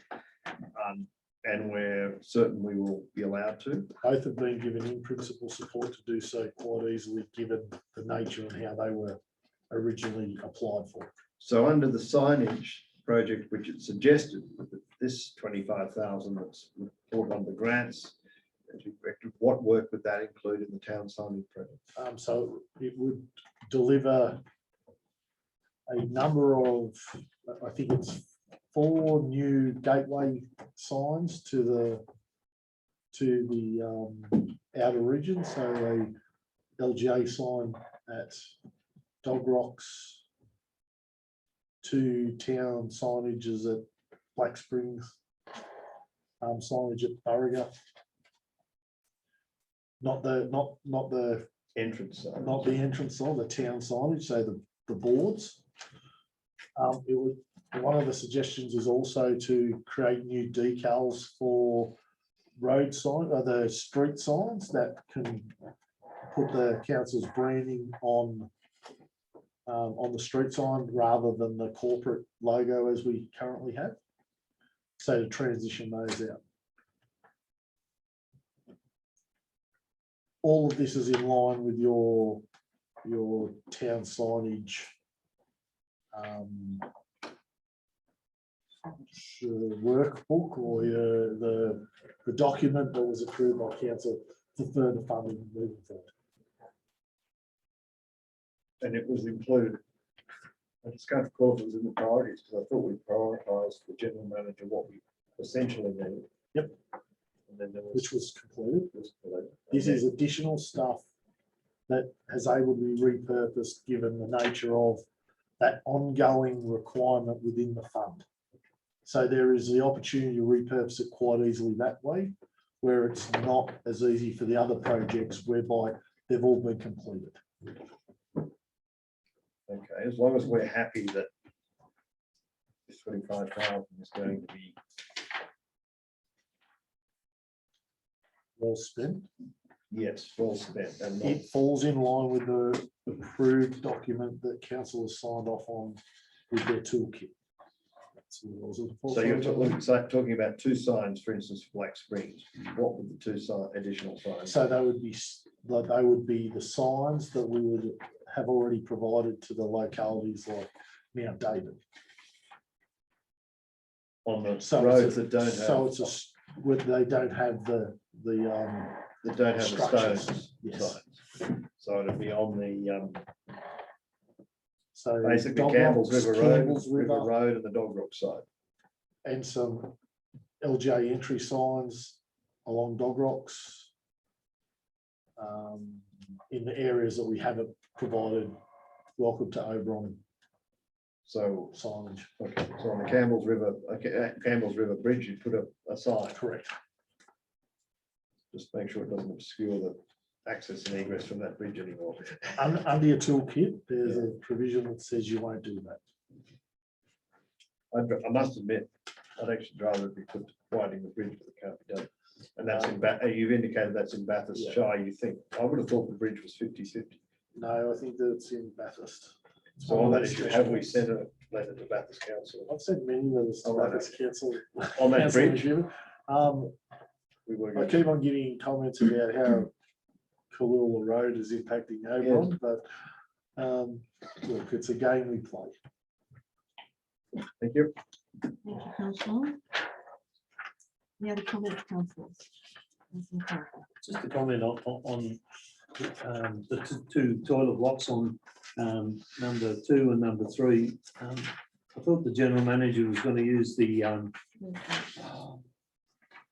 page 76, Yeah, got it, got it, 79, sorry. got it. I thought you were going to use the one that's over in the camping ground for the one up the roof. That's exactly what we use. It says there it's a showground one. We use the showroom. Okay, Sorry, what did you? My apology. I spoke to you before that we used the one over from that we did over in the caravan park. The one over in the caravan park was in excess of $500,000. I realise that, but the roof is going to take off really big one day, but anyway, no, that's fine. The only thing I find by using the same plan that we used up at the showground, there's not enough physical room in the room if you've got kids to change, if you get what I mean. If they're in there having a shower, you don't need any more facilities, no more toilets or wash basin. It's just not that, just needs to be, say, 1.2 metres, 1.5 metres wider. The plan's fine, but I just, it's up there doing some painting and I had trouble moving around. Okay.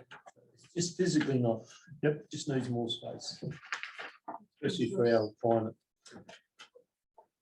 Any other comments? Councillor McKechnie, did you have the opportunity to speak? Sorry, I lost it. I'm happy to second the report, Thank you. continuing the discussion we've already had on it. Thank you, councillor. I'll put the recommendation all in favour. Thank you. Page 82, councillors, item 1407, water and sewer plant report. The recommendation is that the report item 1407 is received as information. Can I have a mover, please? Councillor Gibbons and a second to Councillor Donny. Thank you. Do you wish to speak to the report, Councillor Gibbons? Straightforward, consistent views. Councillor Donny? Similarly, Madam Mayor, just wish it sounds odd, 44.9% was a bigger number than it is. Thank you. Any other comments on this one, councillors? Recommendation, all in favour? Carried, thank you. Page 84, 1408, monthly update status of council resolutions. The recommendation is that the report item is received as information. Councillor McKibben, thank you, and a seconder, please. Councillor Craikle, thank you. Councillor McKibben, do you wish to speak to the report? I do, thank you, Madam Mayor. If I could, in respect to page 86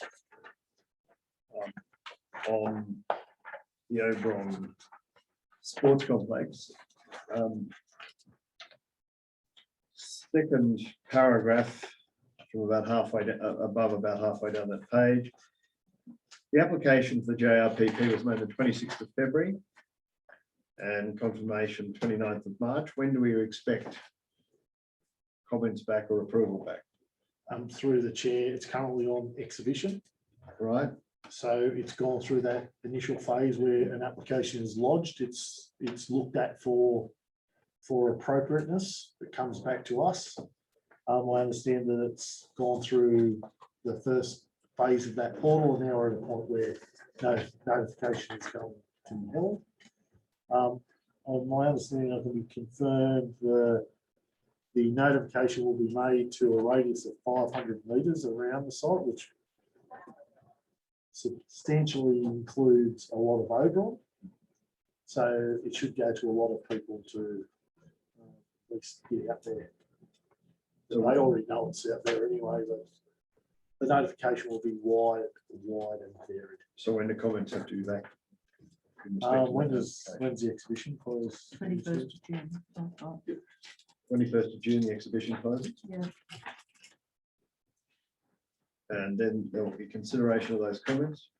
And then, And so do we expect it to be approved by June, end of June, it will by go- July, by August? It will go to the Joint Regional Planning Panel, who will make that decision. That generally revolves around a public meeting or a public inquiry where they make that decision. Right. So it may or may not be done before September. It will, I would hope that it's finalised well and truly before September, councillor. Chance of both. I don't think so, one way or the other. Thank you, Madam Mayor. The next one is 89 and 90. Council staff to provide advice on the following aspects of the design option 1A for the community hub.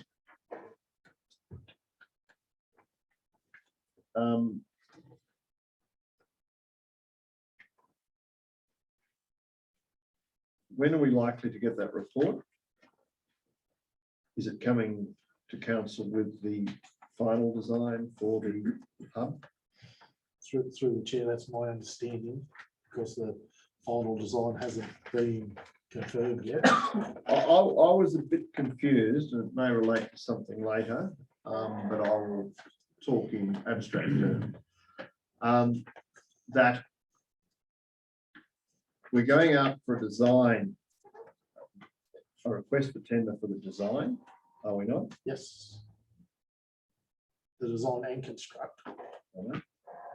I have seen somewhere else, we're going out for a request for tender for design to an architectural firm.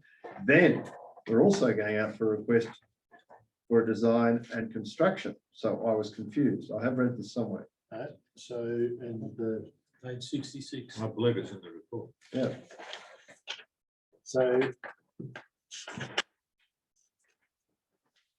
So if we're going out for an architectural design for a design, why are we then going for RFT for design and construct? It should be surely just a construct. Because there are a number of architectural companies that provided differing designs. So they're not all So the are same we, design. but as I thought, I understood, That's my we've understanding. we've got a concept design Yes, and we are going out for a detailed design. Is that right? so expressions of interest were published via tenderly seeking submissions. 16 architectural responses Yes, and well, 7 structural responses. From that, 4 of those were asked to resubmit a request for the proposal, including a cost. It will be those 4 that you engage a project manager to, in fact, nut out the bad ones and come back with the good ones, whereby it will have a design and construction cost associated with that. But you're going out to architectural firms to provide a request, you've gone out with a request for proposal for architectural practices, or you're going out for 4 architectural practices that have been invited to success. Have they been invited to submit a request for proposal, or have they been invited to submit a proposal in response to a request for proposal? Normally, someone puts a proposal to you as to what they're going to do. You go out for a request for them to submit a proposal. That's right. So they're submitting proposals, No, they have submitted proposals. right? They have submitted proposals, which From close on that- the 12th of May. From that, the project manager, together with you, part of that too? Yeah, so basically what's happening through the chair, there are 2 steps. The first one is the design, and the second one is the construction company will pick up the final design and the construction. So You're asking the the construction architect, company to the engage. architect will, the architect will work with the construction company. So when they finalize the design and it's approved, and then the construction company will pick it up and they will work with the architect to take it through to construction and completion.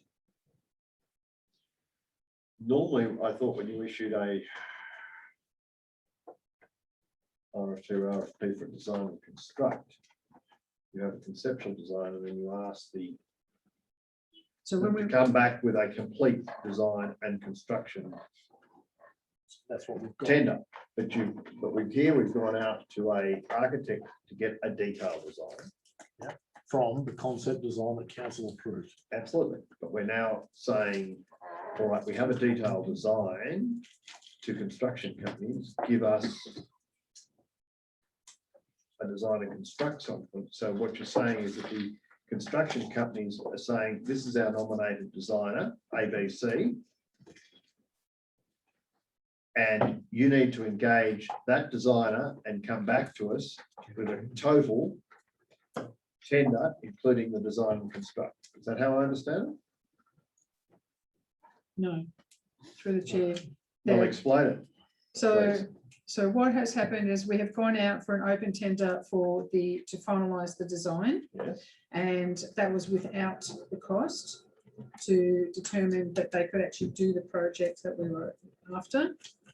From those applications, we then, the project managers then determined the group of companies that would fit that criteria from their applications. And those companies are being assessed to do the final design, the final detailed design. At the same time, we are also doing the tender for the construction, which will include picking up the end, once the design is finalised, it will pick up that design and they will be able to work together to finalise the construction. So it's not 2 complete separate items, but it's the design, and then the construction will work with the design to the end point. So I'm confused then how you're issuing a design and construct contract to RFT if the design will have already been completed by that stage. Aren't you not saying to the construction company, we have this design, We will give have a us design. give us a cost and a schedule and the whole thing you'd ask in an RFT, request for tender, right? as to what to build that, what it's going to cost, the schedule, all the other things you would normally ask. So you're not asking them to redesign the design, you're asking them to cost. So that's why I'm asking why it's an RFT for design and construct, because if you look at the conventional RFT for design and construct, it says, right, we have this project, here's a conceptual design. Yep. Give us a detailed design and construct it and give us the total price so that we don't have to deal with an architect on one hand and the construction company on the other. You basically control the whole lot. But I'll leave that to you, but I'm just not completely understanding when we've already got the detailed design. It's going to be part of our RFT, as I understand it. It goes out to the potential construction companies. And then I'm asking, are you going to have a direct contract between the construction company and the architect? How is it going to work? But I'll leave that to operations, but I have some, just asking the questions. Maybe you'd like to consider. Councillor, is that it? Or-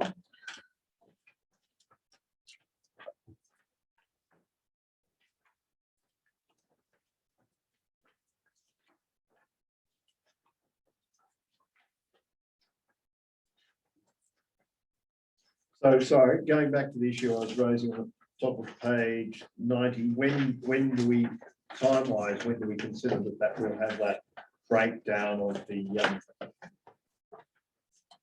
fit out, etc.? We're aiming for, through the mayor, we're aiming for the June meeting.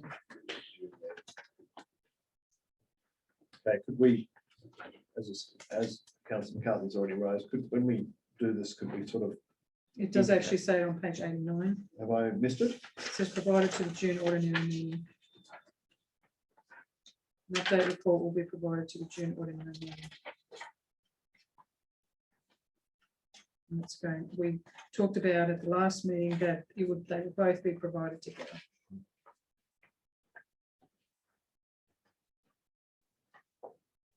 Okay, the update report for June meeting Is for both. is for both, but doesn't actually say we're going to have a preferred architect and a preferred construction contractor by then. Is that what's intended to approve or not? That is what is intended, yes.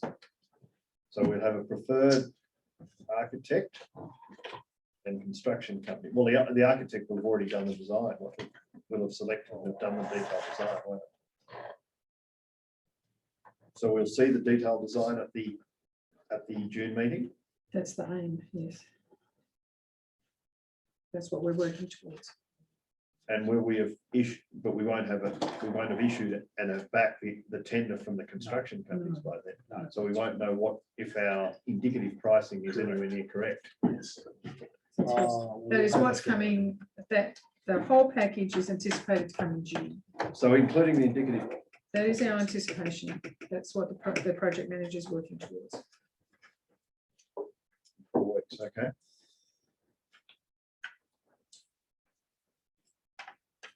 So,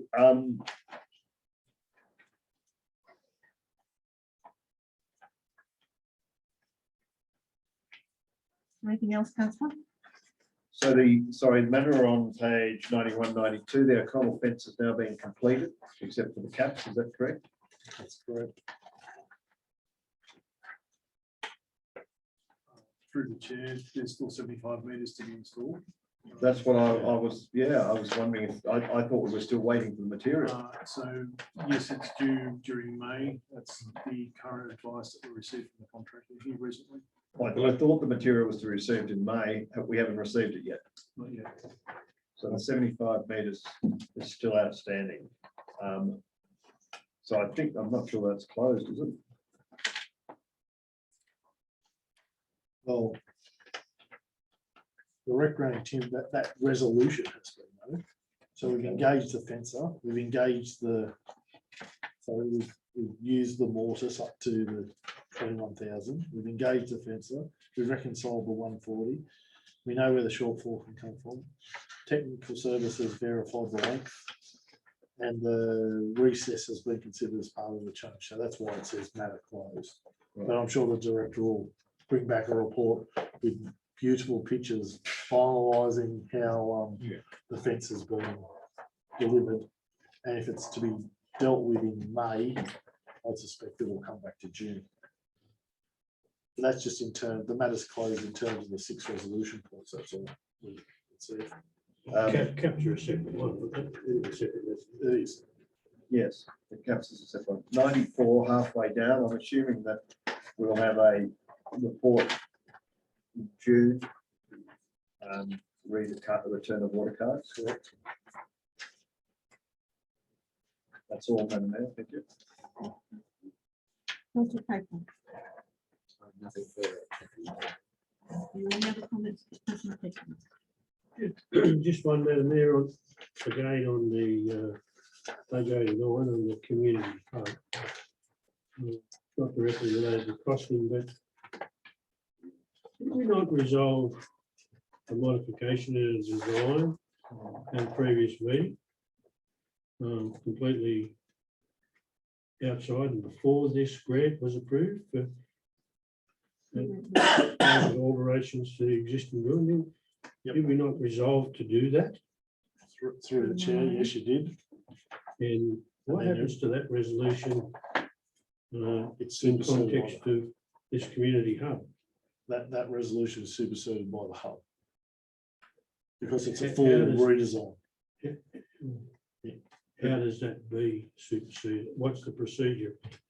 I don't remember going through any procedure in any meeting to do that. I'm Through the not chair, sure what the process is, Yeah. but through the chair, I'm sure that one of the reports that were provided to about the hub talked to the existing one, and my understanding is that as part of that new hub development, the old resolution lapsed, but we wouldn't do that Will we find that resolution? because the money is going to be used as part of the development of the hub rather than doing. yeah, I understand all that. Uh, But we resolved to actually spend that money another way. Yep. And I don't recall changing the resolution or that resolution being altered. So I would expect that it would still be action if it hasn't been. Happy to take it. Yeah, I did just ask the question because it's been raised with me. Yeah. And Are we doing both? The answer to that is no, through your resolution of council. you get a lot of, I don't know, look, I understand the we're question. We'll provided take with a lot of options of what we might be doing, but Yeah. as I said, my recall is that we had an action on that resolution and it's still a live resolution. We'll chase that for you, councillor. Take it up, and bring it back. Thank you. Any other comments? Councillor Gibbons? Just a short one, it's page 88, just the 2 gravel quarries that the report's coming back to us for. I just think that we should, with the felled timber one, I still think we should be considering a meter royalty rate as well. If the Cosgroves are not prepared to sell, that discussion should take place just the same as the one our Judge Creek does all, but we'll wait till the reports come back. They shouldn't be too far away. Through the chair, discussion there today, seeking clarification from both owners and their positions on potentially this gravel pit. So yeah, hopefully may be able to get a report to June. It's not certain, but certainly waiting for that clarification. Yep. Madam Mayor, I agree with Councillor McKechnie. I thought the report on the extension of the library was brought back to us as a matter of urgency because the money had to be spent by a certain time. And Find that council for you. opted to go with, I think, plan B, 2, wasn't it? Plan 2? 1A. 1A, was it? 1A with suggested modification. Okay, but I thought that was, I agree, it was to be actioned and I've never heard of it being rescinded. It would be very simple to find that. Okay. That information will circulate to all But- councillors. Is that what happens? If you voted on something and then you do something behind it, does the matter get rescinded by voting on another matter behind it? It doesn't have to be rescinded unless there's been action on it. That's right. Okay. The only a rescission motion only needs to be brought if there's been an action on the resolution. let us find it Okay, and so circulate. I remember it's Yeah. brought up as a matter of urgency, because we didn't have much Okay, time to do with it. okay, councillors, I'm putting the recommendation all in favour. Oh, thank you.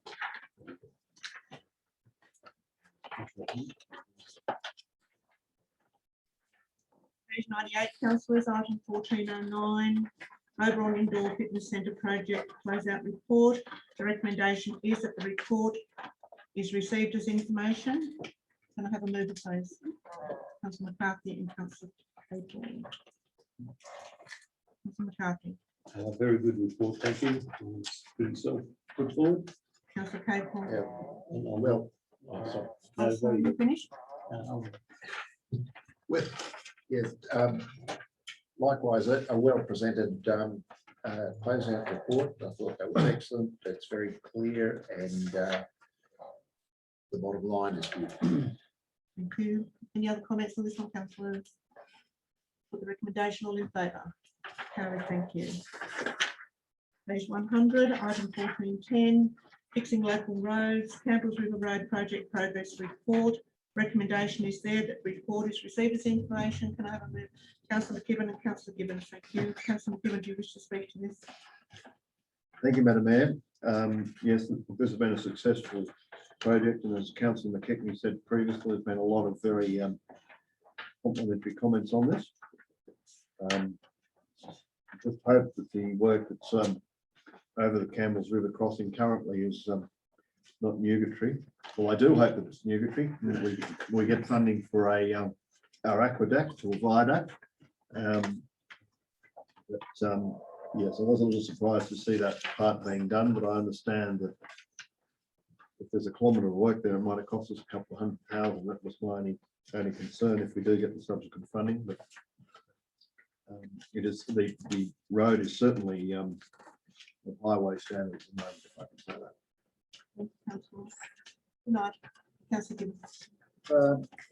Yeah, just 41% of the budget.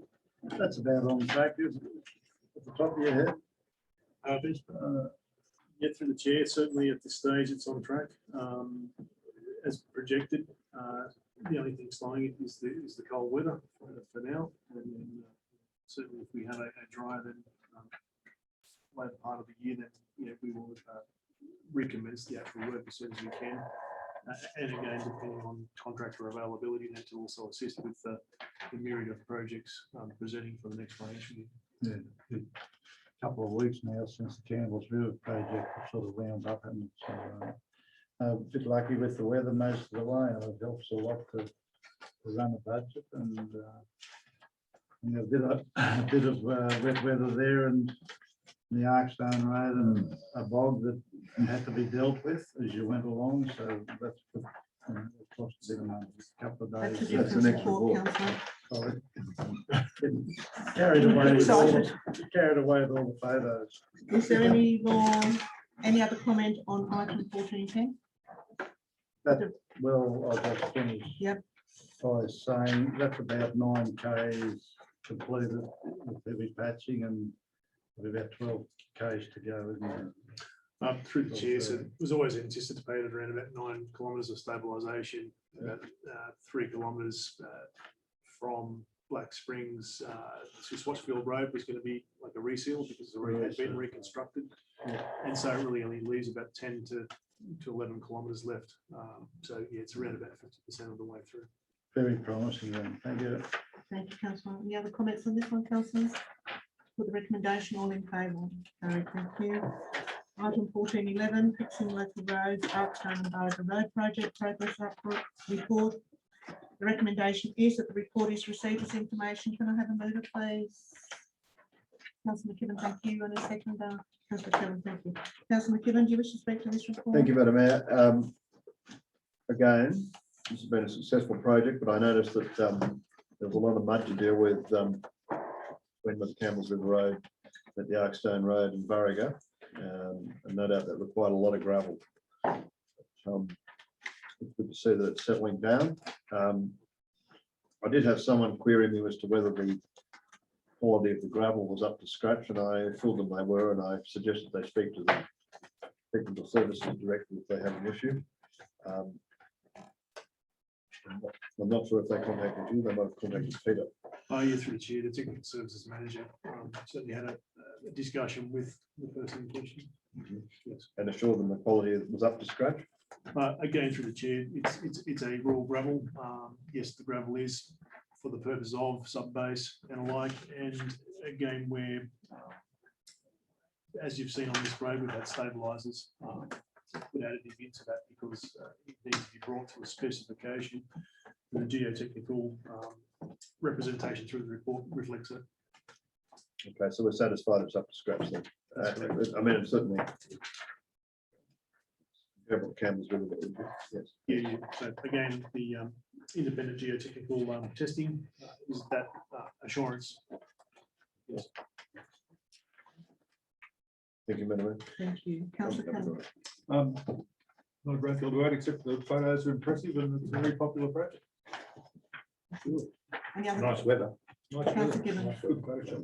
Just a bit further on that stable, I think it's, they milled about 250 mils deep, and then it's a mixture of cement and ash, and that's strengthened. So the quality of the gravel doesn't have to be as good as if you weren't stabilising, so the quality. Yeah, so through the chair, the lengthy part of it before getting off with commencing these projects was a lot of geotechnical investigation to understand, I suppose, the substrata and varying in different localities right across the 23 kilometres of Canberra Road, and again, different material on the Arkstone and Burriga Road. So it's imperative that we get that right in the percentages of additive that's put into stabilising the raw gravel materials from the Forestry Corporation quarries. Thank you. Any other questions on this one, councillors? Put the recommendation, all in favour? Okay, councillors, page 107. Urgent business. Madam Mayor, I'll have one item of urgent business if I may. Yes, I'm just about to get to you, councillor. Councillor McCarthy has requested council consider an urgent matter without notice. So, Councillor McCarthy, could you please briefly outline the motion you'd like council to consider, after which I will call for a seconder that the matter be heard without notice. Councillor McCarthy is the only councillor able to speak to this motion that the matter be heard. Councillor McCarthy, what is your?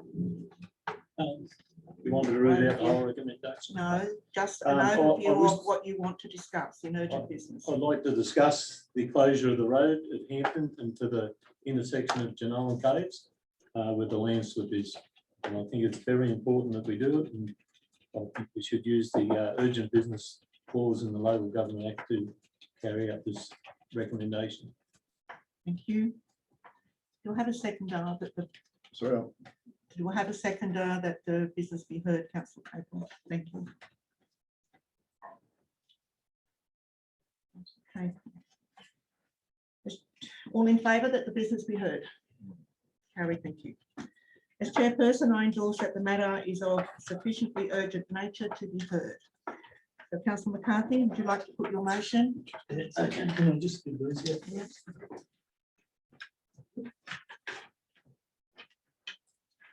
Madam Mayor, I'm a little uncertain as to what the actual motion is. Well, you're about to hear it. Oh, right. The motion we just passed was to hear the To hear the business. business, right. I couldn't get a seconder without councillor McCarthy explaining briefly what the business was. My recommendation is that the council write to the New South Wales Premier, the Deputy Premier and the local member, who is also the road minister, requesting that a dual road be constructed in the Genoa State Forest between Hampton and the Duckmalloy Road to bypass the slippage that has occurred in the area. On writing, the road is closed and another weather event may see more slippage events. Clarification, Madam Mayor, do you mean Genolan State Forest or Hampton State Forest? Hampton State Forest or Genoa, I think it's all one, isn't it? No, they're two different names. That's why you're confusing. Genolan's down to the south, Hampton's in the east. Okay, well, Hampton west. State Forest. Okay, it's Hampton State Forest. Yep. So is that sufficient for your motion that council write to the New South Wales Premier, Deputy Premier and Roads Minister requesting that a dual road be constructed in the Hampton State Forest to bypass the Hampton Road landslip? That's the motion. That's the motion and I And have, then I can need a seconder before you can speak to it. okay, Do I have a seconder? Yes. Councillor McKechnie, thank you. Okay, Councillor McCarthy, would you like to speak to your recommendation? the road has been blocked for some time with little progress. Heavy vehicles are using the local road, not designed for these vehicles or frequency of use. The roads are in the Oberon, Lithgow and Bathurst area are narrow, not marked centre lines. And in most cases, the bridges, in most cases, and the bridges in Lithgow already damaged may be impacted on. If damaged onto the Western Railway line, if more impact on these bridges occurs. Great cost to the local businesses.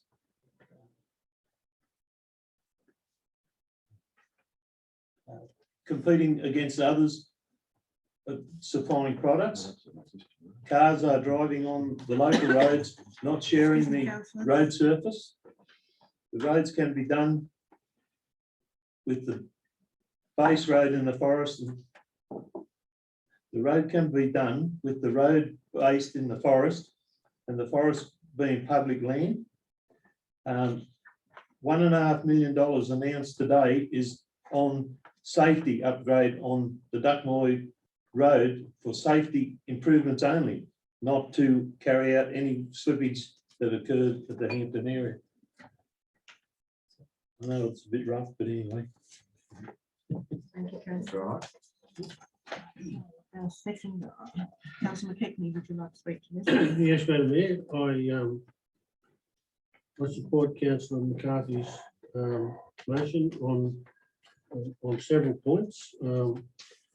Firstly, on the safety aspect of it, for people having to travel to Lithgow or to Sydney via Darren Sodwell's bypass, which we've discussed at previous meetings, is quite dangerous and really it's going back to the horse and cart days to go along that track. To go to Bathurst now is also quite harrowing for some people because of the amount of heavy traffic and impatience and that's shown there. So there's a major safety concern. And the thing is that a lot of people come and talk to me, and I'm sure that they've spoken to Clive as well, is that there'll be a severe accident or even a fatality. And we need to try and do something to avoid that. It's our duty of care to do that. The second thing is the impact that it's having on local businesses. The cost of fuel, the carriers, stock carriers, the timber, transport companies, significant increase in fuel costs. Was only speaking to one of the operators today, and he brought it up. When's council going to do something significant about the Hampton Road? And I said, well, we have been working with other people, but it's moving very slowly.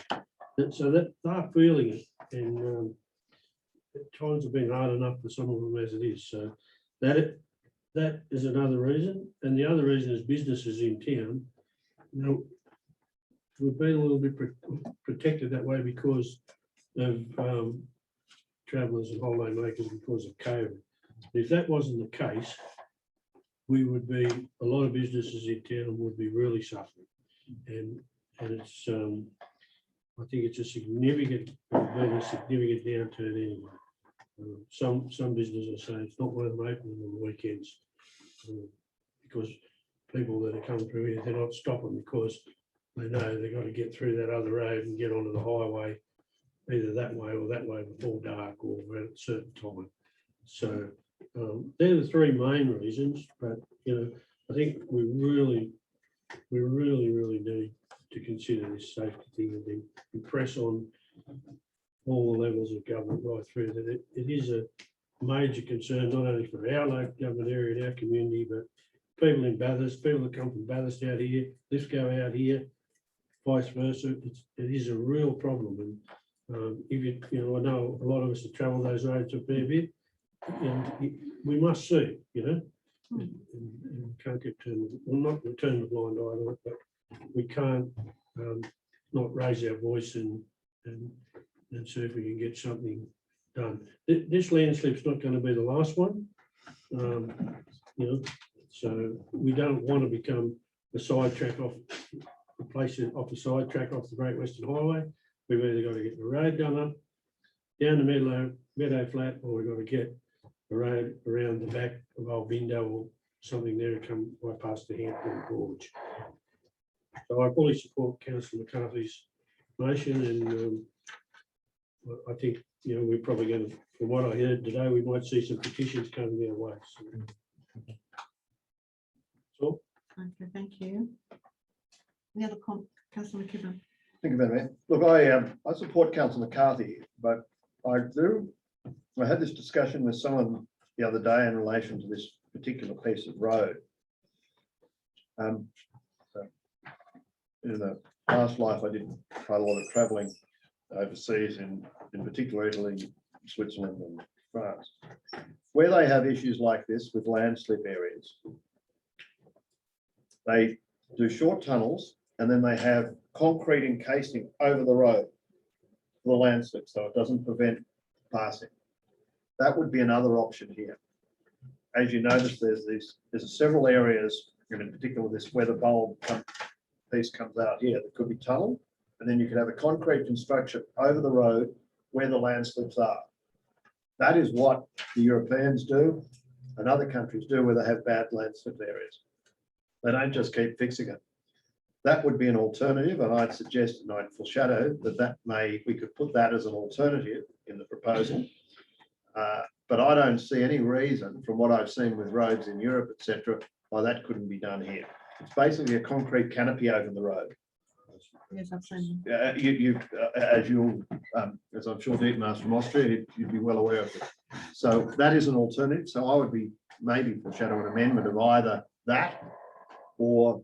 I don't think, Councillor, you need an amendment. I think that we can take this on board. I mean, that would be a longer term outcome. I think what Councillor McCarthy and Councillor McKechnie are looking for here is something shorter term. Well, it's shorter term. It's going to have to be a dual road through the forest. That's what he said. That's what the motion is. Yeah, which is going to be expensive as well. Yeah. Okay, thank you. We'll take that. Councillor Capel. Thank you, Madam Mayor.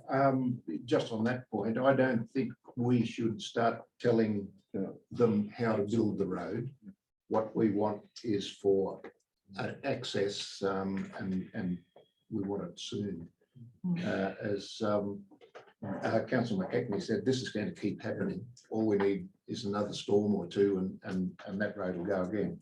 It's very fragile country through there. It was discussed a bit at the Business and Tourism Association meeting the other night, and the cost to businesses was highlighted there. And as Councillor McKechnie said, all of the businesses in this town rely on road transport to bring their goods in, and the cost. I heard on the radio the other day the manager of the Oberon quarry saying that the extra 58 kilometres via Bathurst is costing them heaps, because going out that way, a truck can do 2 trips to Sydney in a day. Going out via Bathurst, they can only do 1. So that has meant that they have to employ subcontractors to deliver the product to fulfill their obligations for the contracts that they've got. So it is costing them a heap of money. Warwick Moorhood talked about it at the Business and Tourism Association meeting the other night, that the difficulty that they're having and the extra cost that it is means to their business. It doesn't matter where the road goes, so long as it is one that is going to be easier to maintain and not going to fall off the side of the hill. I will just note that many businesses in town have contacted Full Tool on a personal level. I do know that. I had a call into Tool today to try to find out when Hampton might be open, but I haven't had a return call back yet. But we do, I think as a council, we realise what these issues are, most definitely. And we are working and encouraging our community to contact their local member and Minister for Roads. And more than happy to get this letter done with if this goes through, with a short term and maybe a longer term solution or an option. That I think that would be supported by the major business owners in this town. And we can support the business owners in the That's town. exactly I think right. that's the whole idea, Yeah. the way I see it. Yeah. So Councillor Callan? Thank you, Madam Mayor. I support the thrust of this particular motion. I think we've got to be very careful at this stage about solutionising. I think that the idea of going up Old Window Road and back down is a very short-term thing. And I think it'll probably be overcome by having at least one lane access the way we've had it for some, almost feels like 12 months now. But that is a very fragile bit of country through there, and there needs to be a substantial investment in making that road reliable as well as all weather. And that reliability can only be achieved by bypassing that particular bit of country. Now, how that's done, or whether it's done with avalanche protection or whatever you choose, is something that needs careful consideration. But the short-term solution may be something on Window Road, but I suspect that will be overtaken by the Hampton Road, probably opening, I think it's towards the end of next month, maybe. By no means certain, no, But by no means certain, but that's the, but we can, I think all the arguments about the increased traffic on the secondary roads in Bathurst area and Lithgow causing increased congestion on Connell Road are all absolutely spot on. It is one limited landslip, quite remote road that is causing havoc across three local government areas. And it is likely to occur again. I accept that everyone seems to be agreed with that. And the answer is not something that is short term. The answer is something that's long term. And probably bloody expensive. thank you, Councillor.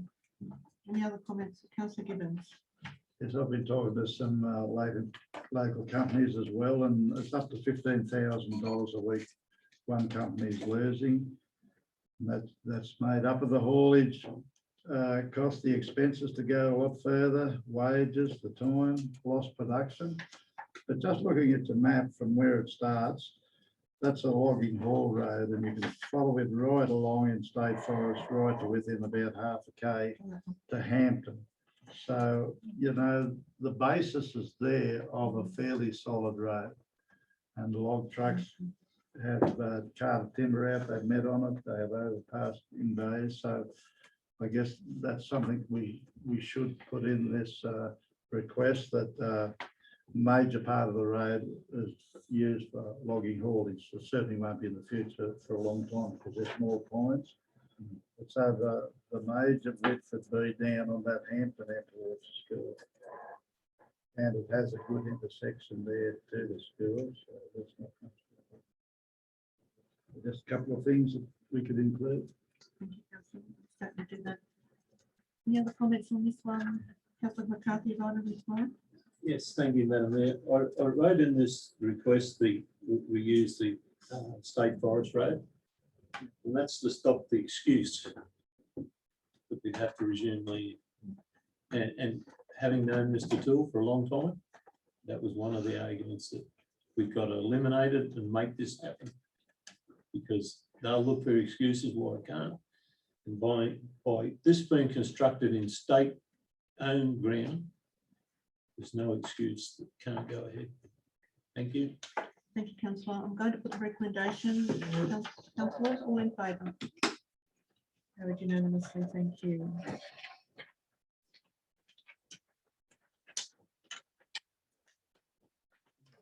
Page 107, item 16, closed session, confidential reports. In accordance with the Local Government Act 1993 and the Local Government General Regulation 2005, in the opinion of the General Manager, the following business is of a kind as referred to in section 10A, bracket 2 of the Act, and should be dealt with in a part of the meeting closed to the media and the public. I'd like to thank the members of the public and those on Zoom for joining us this evening. I now call for a councillor to move us into closed session. Councillor McKibben and Councillor McCarthy, thank you. All resumed and the recording commenced at 9:10 p.m. Following resolutions were made in closed session and there were no members of the public present at this time. Item 616.01. That the General Manager be authorised to undertake negotiations with the two preferred tenderers as identified by Council to ascertain the amount of local content and to finalise pricing. The next ordinary meeting of the Oberon Council will be held on Tuesday, June 15, 2021, commencing at 5:30 p.m. I now declare the meeting closed at 9:13. Good night. June meeting is going to be very long.